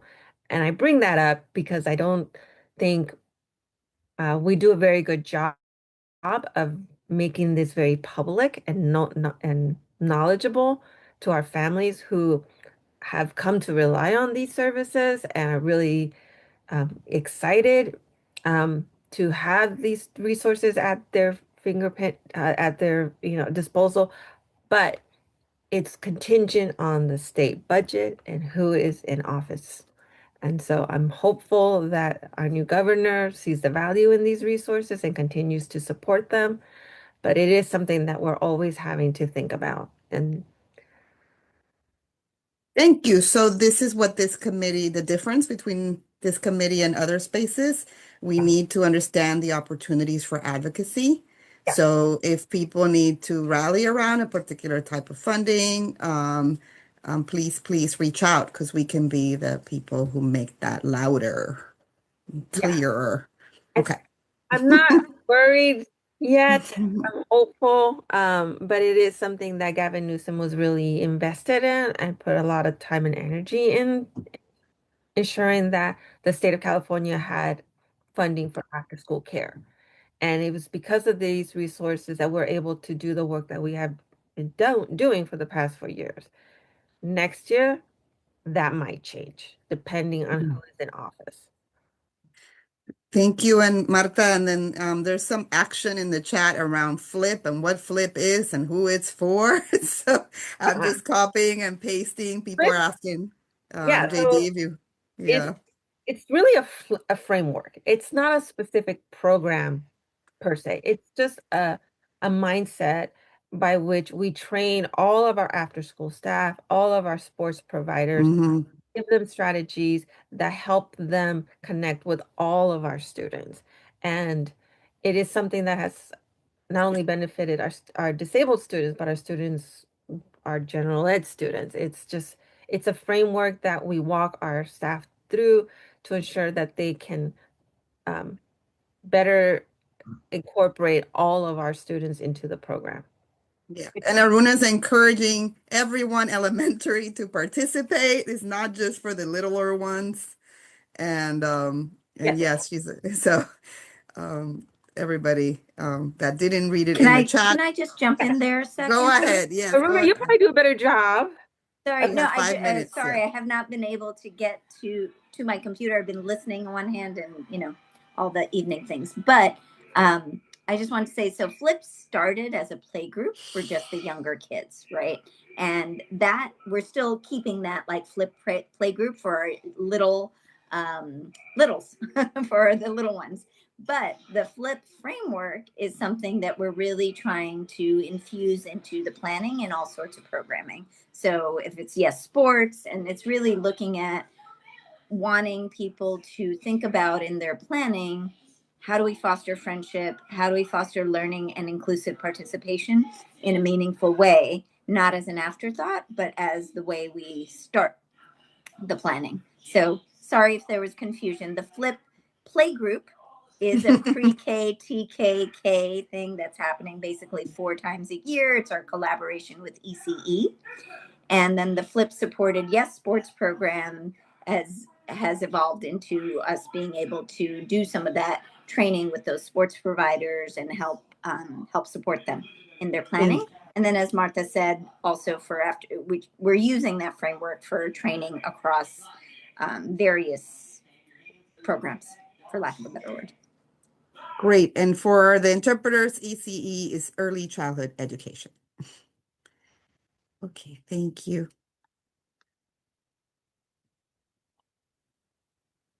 All right. Thank And you, everybody. Cynthia is very excited about Flip. I'm just copying that. Lots of praise for Flip over here. Okay. So we could start now. We have 3 minutes and there's let me cue that up, but that's an opportunity to introduce Sheila and say, what are we going to see? Oh, yes. Hi, Sheila. Hi, everybody. Can you see me? Can you hear me? Yes, we can. We can. Hi there. Something weird just happened with my computer. Anyway, yeah, for autism awareness, we continue to speak on the arts and music. And what you will see is just a collaboration of people we've been talking to over the last couple of years. You'll see James when he first started playing keyboard at the age of 7. He actually inspired me to get into music again. So you'll see him playing some melodies and some sample melodies and a couple of other parents.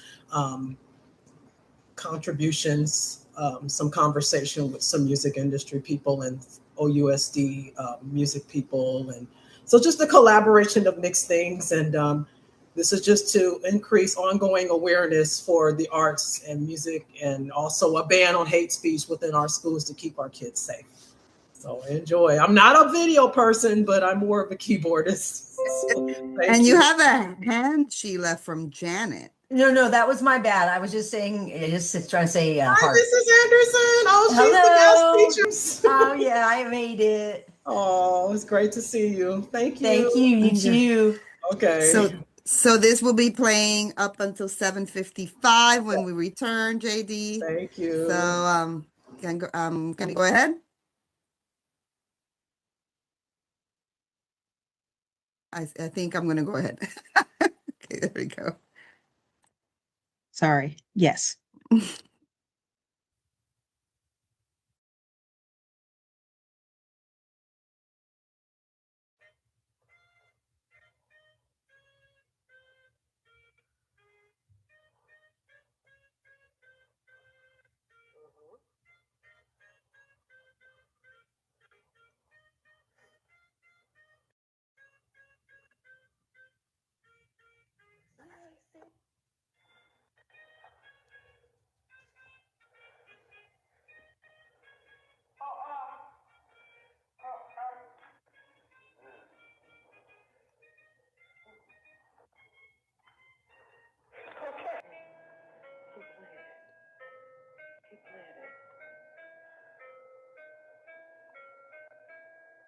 Cause we gotta bring love back into the world because there's a better way, so don't delay the promise that he gives you if you just remain. The peace and the joy for our girls and our boys trying to rise up above by showing each other love. We have to change the world for our girls and our boys, so don't delay and pray. Make it a better day. No more hatred in the world for our girls and our boys. Be cool to be good. So let's change the picture of the life of one another when society cut off her love for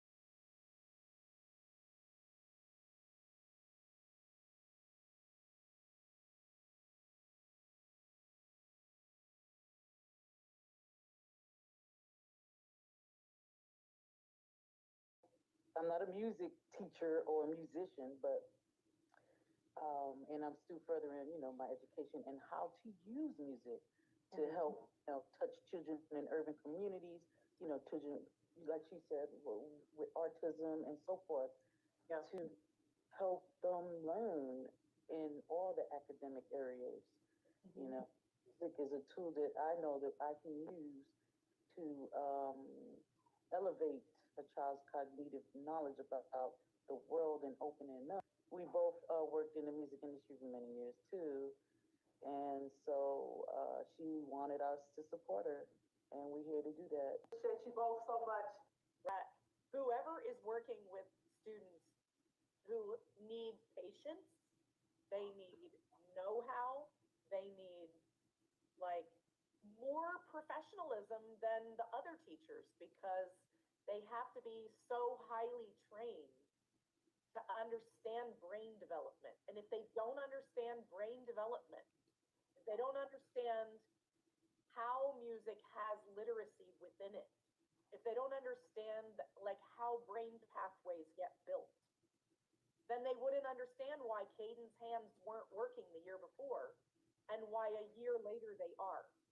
Because if they don't have that education, then it's really the school district's job to give them that education. No, she's calling it. I hope you do work closely with her because it is a bureaucracy of just policy. Why don't you put the money into those educational programs? It's better to have more educational programs. That's right. That's the thing that I'm saying is like a loving environment should just be the byproduct of high quality education. And of course, everyone benefits. Sounds great. You can teach any classroom teacher. They don't even have to be a music teacher.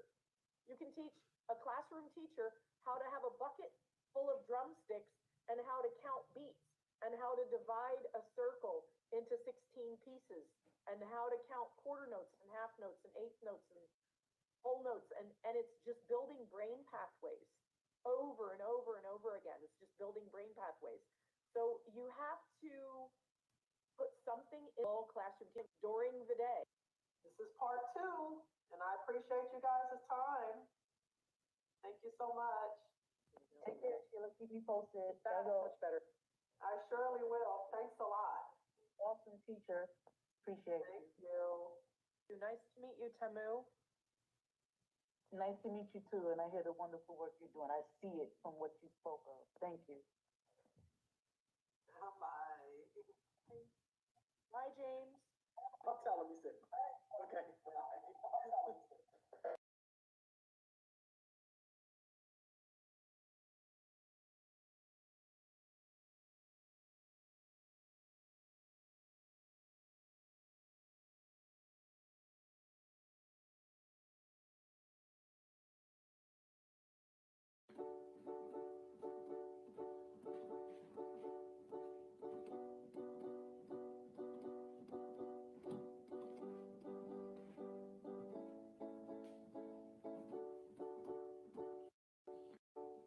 Your turn.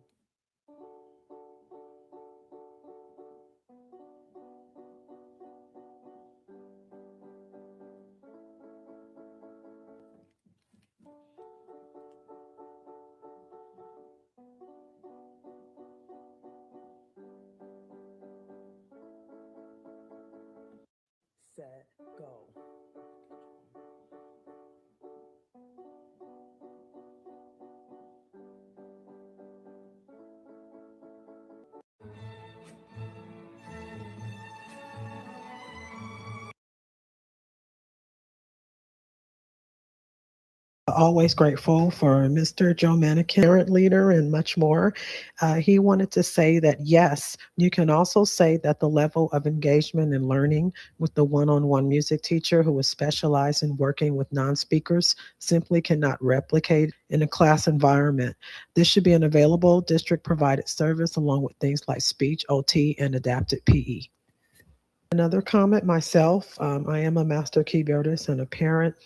The focus and proof through music when he's playing that he's able to focus enough to actually learn and remember the joy that he has when he's playing with the hope of building on other skills.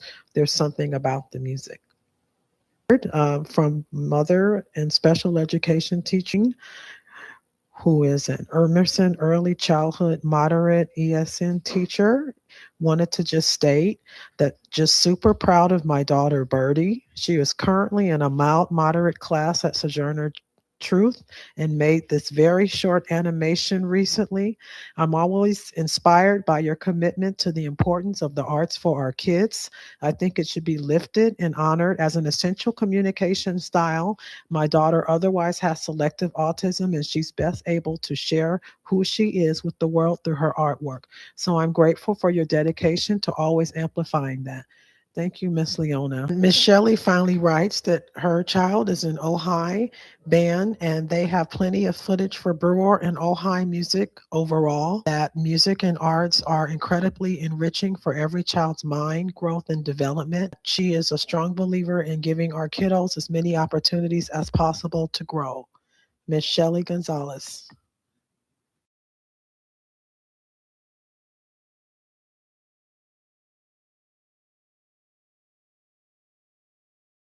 The drummers are going to do a song called Beautiful Flights. Okay, I'm going to play a little bit of it, and then the drummers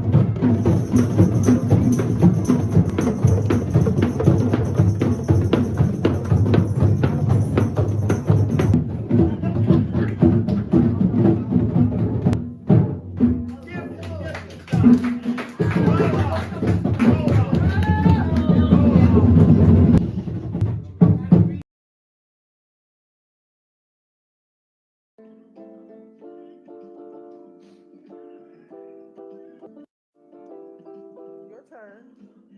Go. Now, there we go. Go.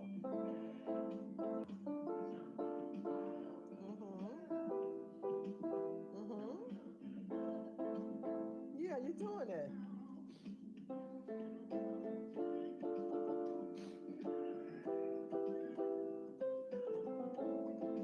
Can you do that part?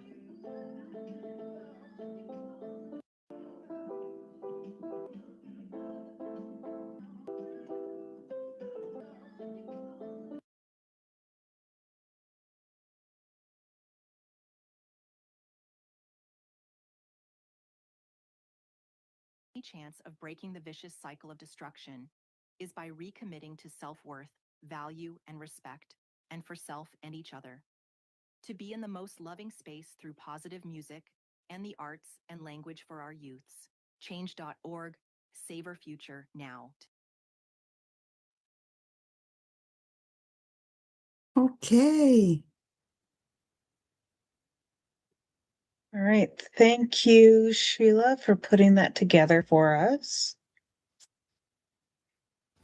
Thank you, everyone. Excuse the quality. of the video. I'm Oh, not a video person. Thank you. it was That was beautiful to great. see the progression from the early years and the simple notes to that last piece. Really beautiful. Thank you. Okay, here we go. Great. And now we are going to move into the athletics portion of our report tonight. I think that was be Mr. Frankie Navarro. There you are. Let me make sure you're spotlit. There you go. All right. Go ahead. Can y'all hear me? Good. Yep. All right, perfect. No, appreciate you all. Good to be back in this space. Anytime I get a chance to share from the Oakland Athletic League is a privilege. So I want to appreciate y'all before. So I have a couple slides I want to get through. We'll go ahead and get through the first one. And then I also just took some notes on some of the questions that were brought up prior to the after school presentation. So I'll make sure to get through those as well. And then hopes to leave some space for additional questions. But wanted to just provide an update on the latest collaboration since last that I was in this space for the Oakland Athletic League. So we've continued to have really strong collaboration with OUSD SPED Department, Aruna and Amanda. I think more than ever this year, just really continuous contact with myself, as well as Lamont, my assistant commissioner for middle school, which is now really short from launching our pilot program, and call it pilot for the sake of our language, but really it's an introduction to unified basketball, which has been a goal of ours to bring in unified basketball during the winter season, which is where our winter CIF state season the sport is. It's November through March. So our goal is for the Oakland Athletic League for years to come that unified basketball is played on the same days in the same venues as our girls and boys varsity games. But it's a way for us to kind of begin to introduce unified basketball along with some unified track and field events and participation. We've had now instituted with our partnership with Positive Coaching Alliance and our partnership with eLearn Play has covered our professional development for our coaches. So far this year, we've had 2 coach sessions for fall and winter. Looking forward to our spring, summer. We're also part of our professional development will be a summer leadership, administrative leadership institute of 3 to 4 days. Right now, we're looking at 4 days planned over the summer to really cover A through Z athletics, obviously inclusion and growing the number of participants for our students with disabilities will be definitely a hot topic and part of that, and making sure that we're all aligned. We continue to just prioritize and promote all of our events, tryouts. We never can get this perfect. I think there's still room for growth at all of our schools, but I want to name that is a priority for us. And then since last we spoke, this is an ongoing and will continue to be available, open for our families who want to attend any of our sporting events to attend at no cost. We've done a few outreach to certain games, high-level games, championship games. Been fortunate enough this year to host some state championship games. And so again, that's going to be a continuous effort to provide access to our, to our various sporting events. We can go on to the next slide, please. So this is just a quick share of our data. While I saw some data earlier, we talking about enrollment and the decline in enrollment, we've been really on the up and up as far as participation across middle school, high school, overall participation. We now have our eligibility dashboard where we can now tag every student for middle school and high school. This is now a filter that's established within our dashboard. This was something that we were last we spoke in the works of, but it is now a filter just like eligibility of who's academic eligible, who's not. That breaks down the different programs within the special education department. But overall, I just wanted to highlight, 15, almost a little bit over 15% of the, as of right now, fall and winter athletes only. So we just started spring season. And from the last time, I think the number was around 700. So we've grown over 800 participants this is really just a direct result of the growth at the middle school level. We grew over 22% over last year in participation.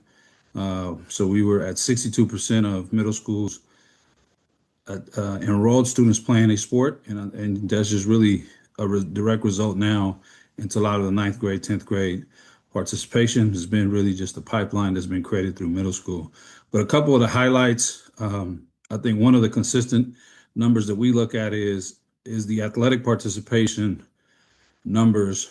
A percentage of students with IEPs mirror the enrollment, and for the most part, there's a couple schools that we're looking at. How do we support them?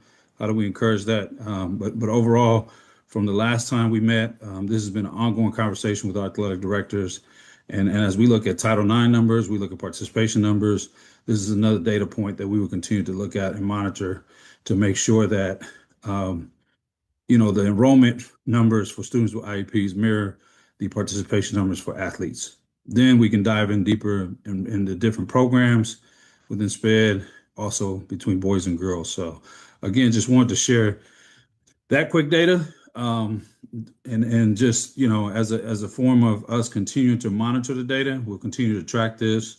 Like I said, we tag every student that's on the roster in Aries by the activity code, which gives us information on our dashboard that's available to anyone internally with OUSD. Next slide, please. Wanted to share just the program for Unified Basketball. Very short program, but it is something that's been a lot of work to put in to introduce. Really want to appreciate our counterparts at the San Francisco Unified School District, San Francisco section. They've been having Unified Basketball now for some time, embedded during the season. And so as commissioner colleagues there shared information about how they rolled it out, what are the rules and things of that nature, but wanted to just really share out, what we're planning on doing starting, within a couple weeks. But one of the things that we looked at is a 3-week pilot program, just to kind of get a taste and be able to come back and reevaluate. I was able to, just in comparison for our winter season basketball, there's only 2 coach stipend positions paid between both JV varsity. We were able to allocate 3 coach positions at the same stipend of pay for this upcoming pilot program, where each team will have a head coach. Main responsibilities will be contacting parents, organizing, and then 2, 3, coach 2 and coach 3 if those come up to be more of the assistant coaches. We do require, just as a understanding that we want to make sure we do not put the district in legal jeopardy, all of the athletes must register. There's been a lot of talks within the schools to support families that register to make sure that they're cleared from a doctor to participate, or if there's limitations, that we are aware of those limitations. For the most part, I think what we agreed for this upcoming program, that practices will be held during the school day. It allows for transportation for home. And then our tentative days that we have coming up are Wednesdays, 22nd, 29th, and the 6th. We're already finalizing a couple things around uniforms and the whole nine. But again, it does take a process to make sure that our coaches that are being hired are being onboarded. The school sites have been rigorously just searching for our unified partners, which is our students who will support our unified athletes for this. And I dropped the link in there, and I see Cynthia's already dropped it into the chat around the rules that we're looking at. I think the big thing that comes up when you look at these rules is wanting the games to be longer, making sure that we have consistent practices. Again, this is a way for us to introduce this so that we can grow this out into really robust program that's established, well attended, and part of our winter schedule season for the fall, for the start of the fall in preparation for the winter of 26-27. So again, wanted to just quickly share that before I just jump into a couple of the next things that I know, came up in my thoughts as I was reading the questions. But any And I think that's the last slide. So I think we can move to the question slides before I kind of go into uh, answering or going over a couple of the three topics of the questions that came up. So I think the big piece is how do we build capacity of our schools? I think that's always a question um, that we're continuing to work through all of our systems. But I can tell you that as the OL commissioner, we're committed to making sure that all of our systems are inclusive to the participation, but also aligned with our CIF initiatives that we have to continue to follow. But much as we appreciate our staff, our coaches who step up, our administrators who step up, our program can't be dependent on just individual staff. Really, truly want to make sure that we create structures that are focused on league-wide policies. So we're looking at our own rules and regulations handbook, our district handbook, ongoing coach training, as I mentioned before, and athletic director training. I meet with all the athletic directors monthly. So just making sure that, we're increasing the training available to making sure that there's inclusive practices. But more importantly, for my role, there's a notion that as a commissioner, I'm in charge of all the sports. And while that, to some extent, dotted line, yes, but everything that happens on the school site is the responsibility of the athletic director and the administrator on site. From the hiring of coaches, I have no authority to hire or fire or remove coaches. Same with the athletic directors. But what we do is provide a structure for every school to make sure that they have preseason planning tools, especially reaching out to the special education teams, that they collaborate across departments, but more importantly, the resources that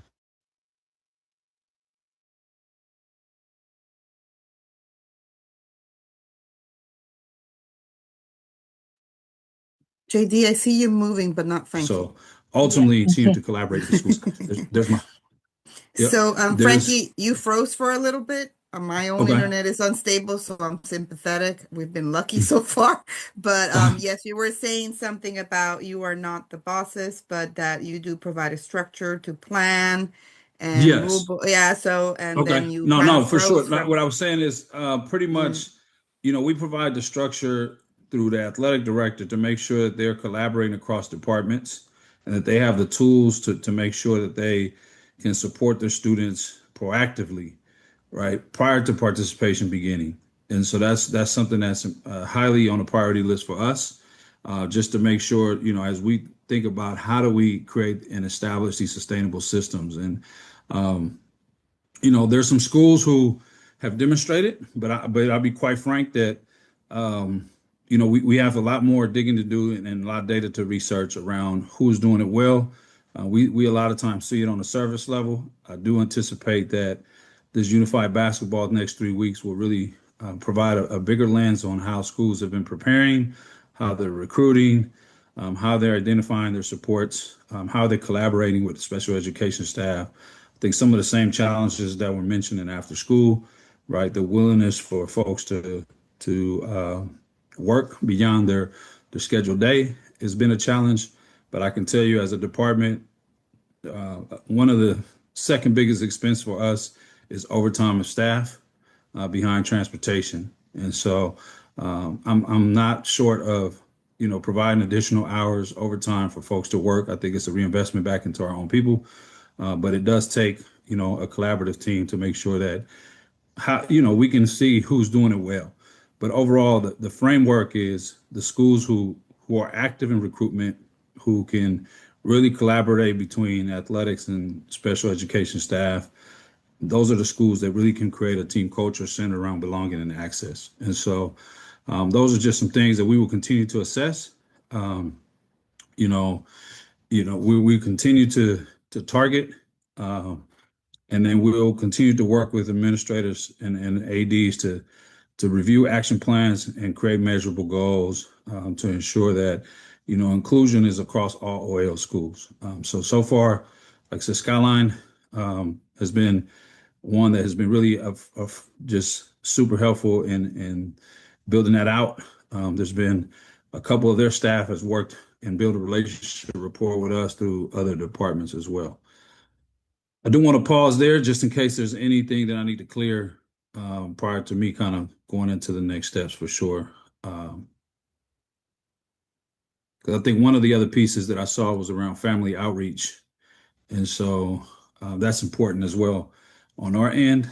Um, how we get the word out of what we're doing.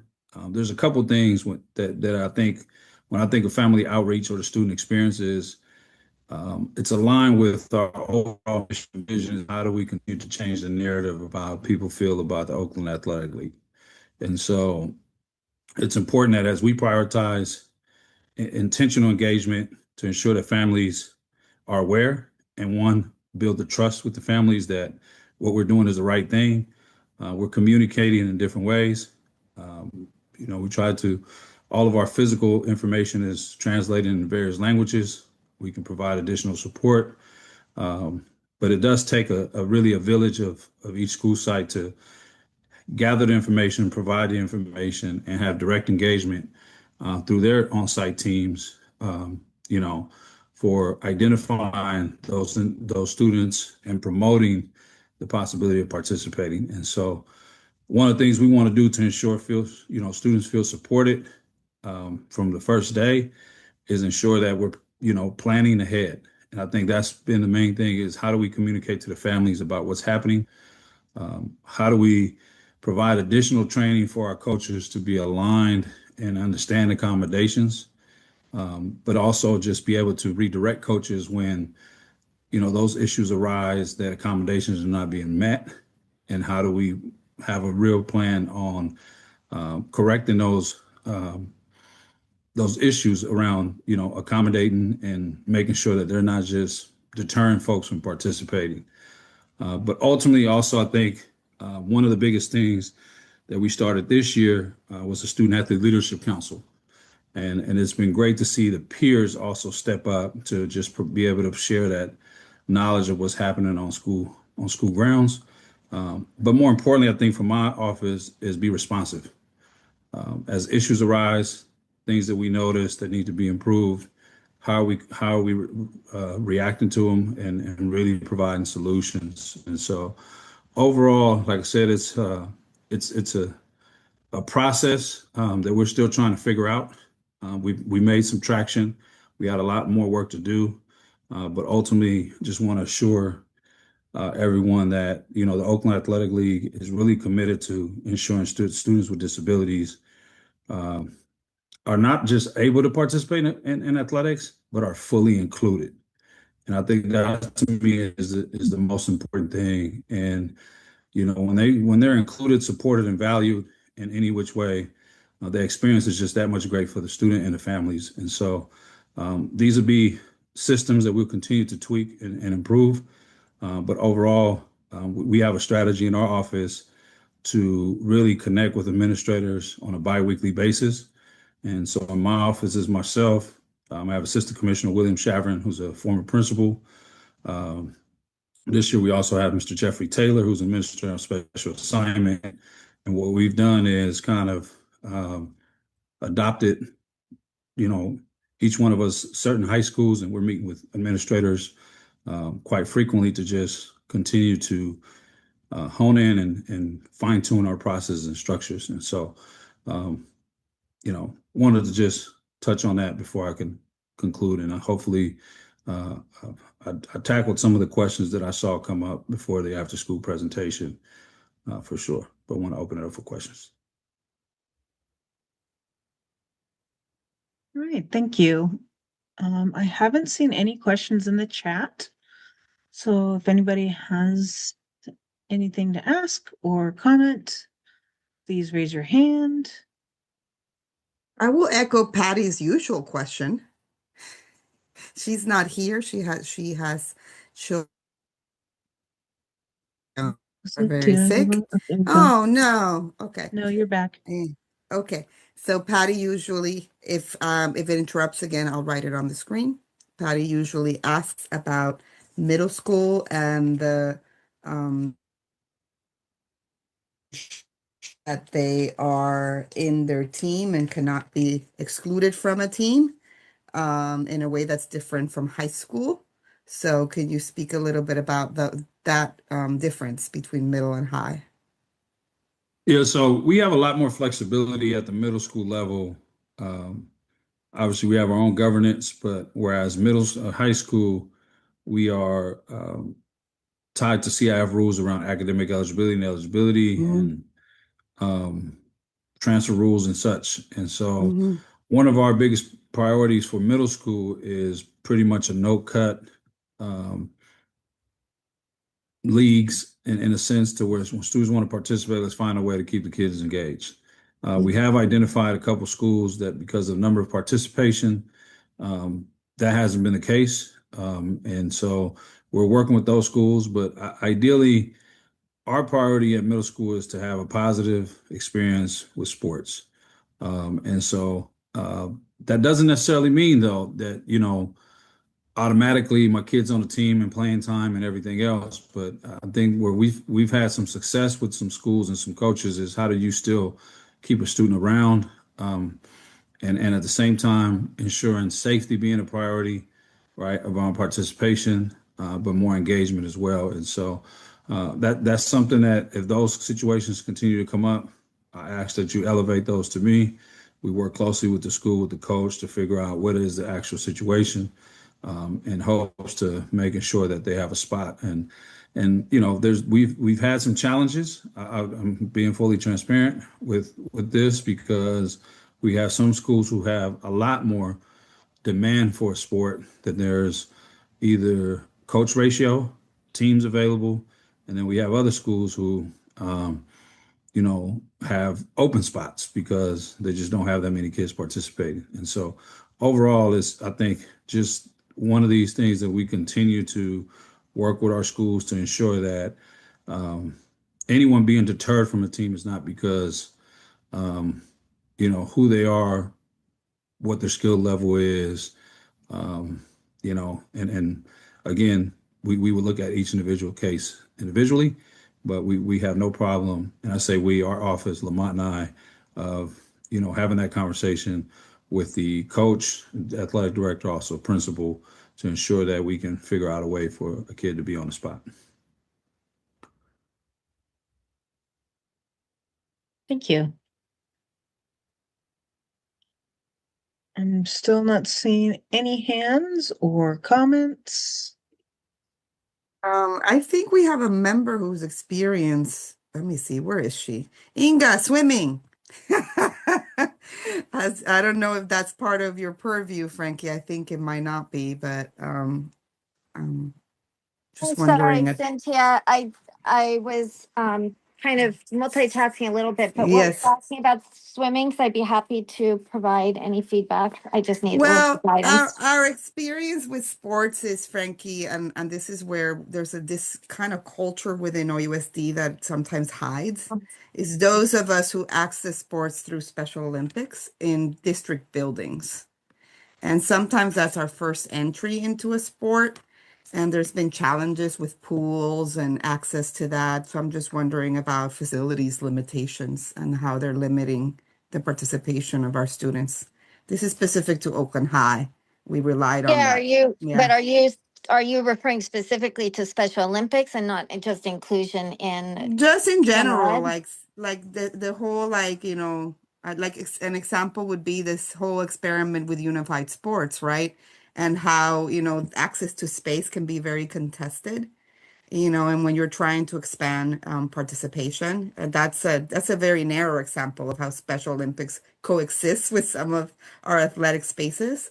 But just wondering about sports where you wish there was more access. You started with basketball Yeah. out of No, Inga, that for you it was swimming. Yeah, we Yeah. don't do basketball. I mean, I'll have to be frank and say that Ezra is having a pretty good and inclusive experience with participation in school sports. So he's doing both track and swimming and Nice. is being, accommodated really well and is Mhm.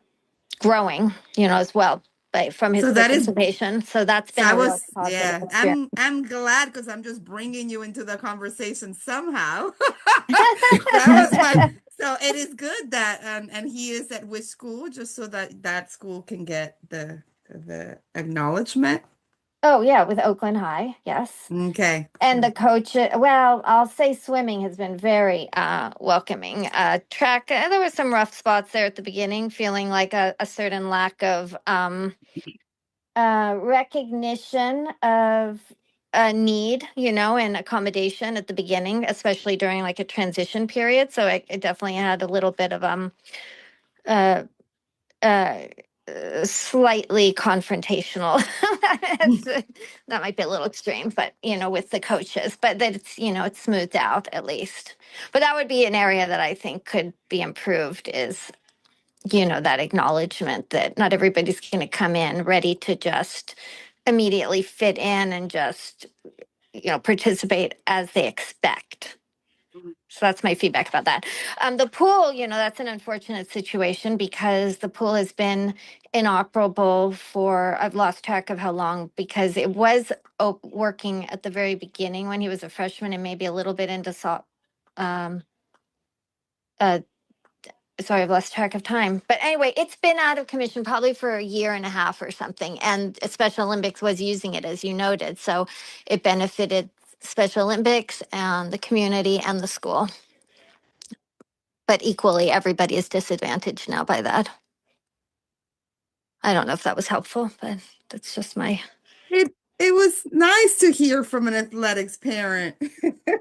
And I do relate to the autistic experience of engagement, not looking like I'm all in right now in every way, and kind of allowing space for people to come in. Right. So that kind of warm and more flexible start really means a lot to us in the autistic world. So yeah.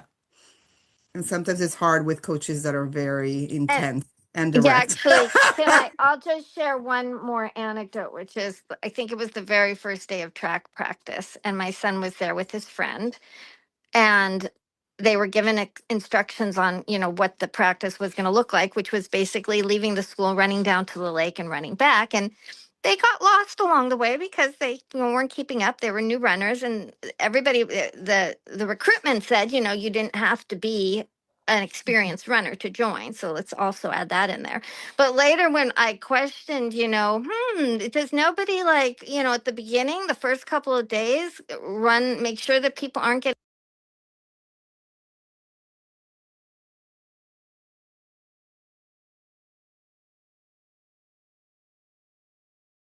left behind. I was told that, well, they were given instructions. They were told where to go. And I said, well, yes, but not everybody remembers those instructions and can follow them without practice and support. So that was disappointing, that feedback. And I think, just if I can interject, I mean, that's, when we're dealing with situations like that, one of the things that I have conversations with the athletic director or the administrators, making sure that, our responses are consistent and aligned. I mean, some of our coaches are teachers, and just to hear, specifically in this case, that's an actual teacher of a classroom. That's the head track coach. And if we're not, mirroring what's happening in the classroom, and we can see that usually also is a result when we're out in the practice field. And so there's just being able to recenter folks, I think, is important for us in identifying those situations so that we can continue to help folks grow in their capacity of how they deal with students and families and just processes in general. But I think we have seen that where the system shouldn't be different because it's, and it's the same thing with behavior, same thing with other situations. Like, what do we do during the school day is the same that we would do during the practice field, practice time, game times. So there are two commentaries there from Inga, some really positive outcomes and some rough spots. So thank you for sharing. Yeah. Hi, it's Anna. And thank you, Inga. And thank you, Frankie, for what you just said. My kid is also at Ojai. Inga, why haven't we gotten our kids together again? And she could not follow instruction in PE at all. And she kept failing PE, which was devastating to her because she really wanted to, and just couldn't figure it out. And then she took swimming and loved it. And her swimming instructor just got it. She was like, understood how to teach to autistic kids. She was having the best time ever, got an actual A, and then the pool broke and she wasn't ever able to swim again. And so recognizing that, that all coaches in during school and after school really, really need that training that you're starting to provide of what does it look like to work with students who learn differently. And then also, yeah, we all need to get together and get this pool open. Thank you to everyone who's been trying to do that. So thank you. And That's all. just for the record, the pool at Oakland High is a City of Oakland facility. Yes, we know. Yeah, So that's what we're a lot trying of to folks get think, Oakland to yeah. I just want to step be up. very clear. There's a lot of you that get like, Frankie, fix the pool. I wish we could. we, but yeah, no, it's a City of Oakland facility. I know that's been a challenge not to have it available. All right. Well, thank you, everybody. Really appreciate those report backs. And I will echo that there's a strong desire in this committee to see this data disaggregated by the program type of the student. I can share And then that. Yeah, I can share that with the group. also provide a folder too as a resource and my connection. And I'm going to speak slow, hopefully reestablish itself. There we go. And sometimes we need to hear like specific disability stories. Like today we talked about autism and communication and processing and how that can work differently. But hearing more diversity in the report, whether it's blind students, deaf students, wheelchair users, autistic students, so just different disability experiences and how there's kind of a diversity of approach, so sometimes the diversity within disability gets flattened out. More specific stories. Just an invitation, Frankie, for everybody, in these spaces. Yeah. So here we are back to you, JD. Aruna's here. I think she wants to add something. Yeah, I Yes, just put in the chat this document that we're sort of working on with the coaches. Some of them are new to coaching, and we started to work on something again, another way that we're sort of using that flip framework to help coaches understand how to receive families and students into a sport, things that they might need to do. And this group would be a great source to add to that. So if there are things specific to your child or students that that would be helpful to put on there. It's just an ongoing document that we can add to, and that would be great. The other thing I was going to say, which is departure from sports a little bit, but in honor of Autism Acceptance Month and Neurodiversity Awareness Month, we've partnered with Neurodiversity Alliance. And they are starting some clubs at different high schools. Ojai is actually one of the schools, like it looks like it's going to take off for sure. And I think we have an interest in Castlemont. I'm going to put the flyer in the chat as well. And we're doing a virtual field trip Thursday in the morning, hopefully for students. And then it's also going to be in the evening next week. So you're all invited to join. And it's in the chat. Let me grab it. This is ND and Neurodivergent Alliance or Neurodiversity. Diversity Alliance, yeah. Neurodiversity. We are the neurodivergent crew of neurodiversity. So I'm going to put that in the slides as well and make them a little larger. There we go. Thank you, Aruna. I'll fix the formatting. And but it's there right now. Okay. Great, thank you. And before we start our announcements and appreciations, do we have anything to report back from our breakout room? Sure, I can share a brief summary. So we had two parents in the breakout rooms this evening.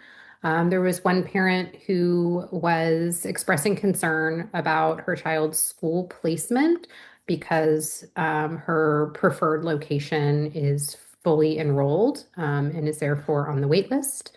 I don't believe the conversation has led to a complete solution, but there was agreement on a next step. in terms of making sure that she has a confirmed seat in an appropriate program for next year.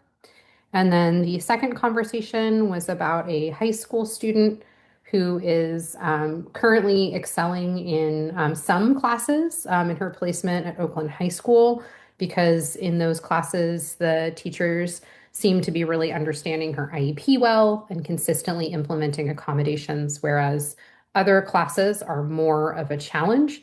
And that's now being reflected in her experience and work completion. There is an IEP meeting already coming up in that matter, and our SPED representative is also connecting that parent with our high school director to make sure that we have a presence for the upcoming IEP meeting as well. Awesome. Thank you so much. Cool. All right. Now on to our announcements, appreciations, and comments.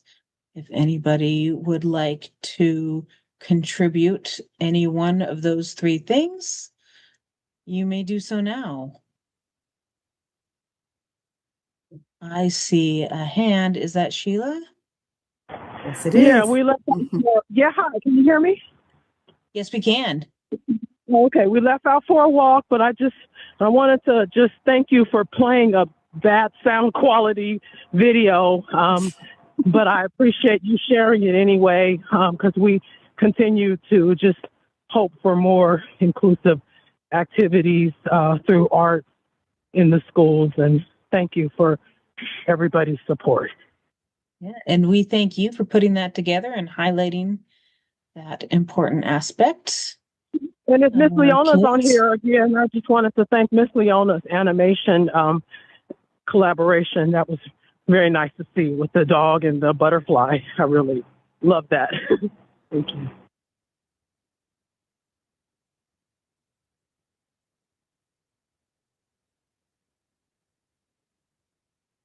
I do want to announce the meeting of the Parent and Student Advisory Committee, which is this Wednesday at 5:30 p.m. Links on the OUSD.org calendar.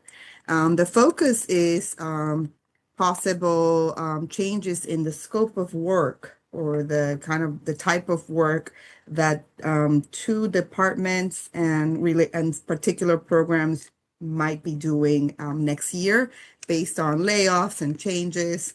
And the two departments are community schools and student services. And the focus there is on attendance, safety, and health and wellness. And then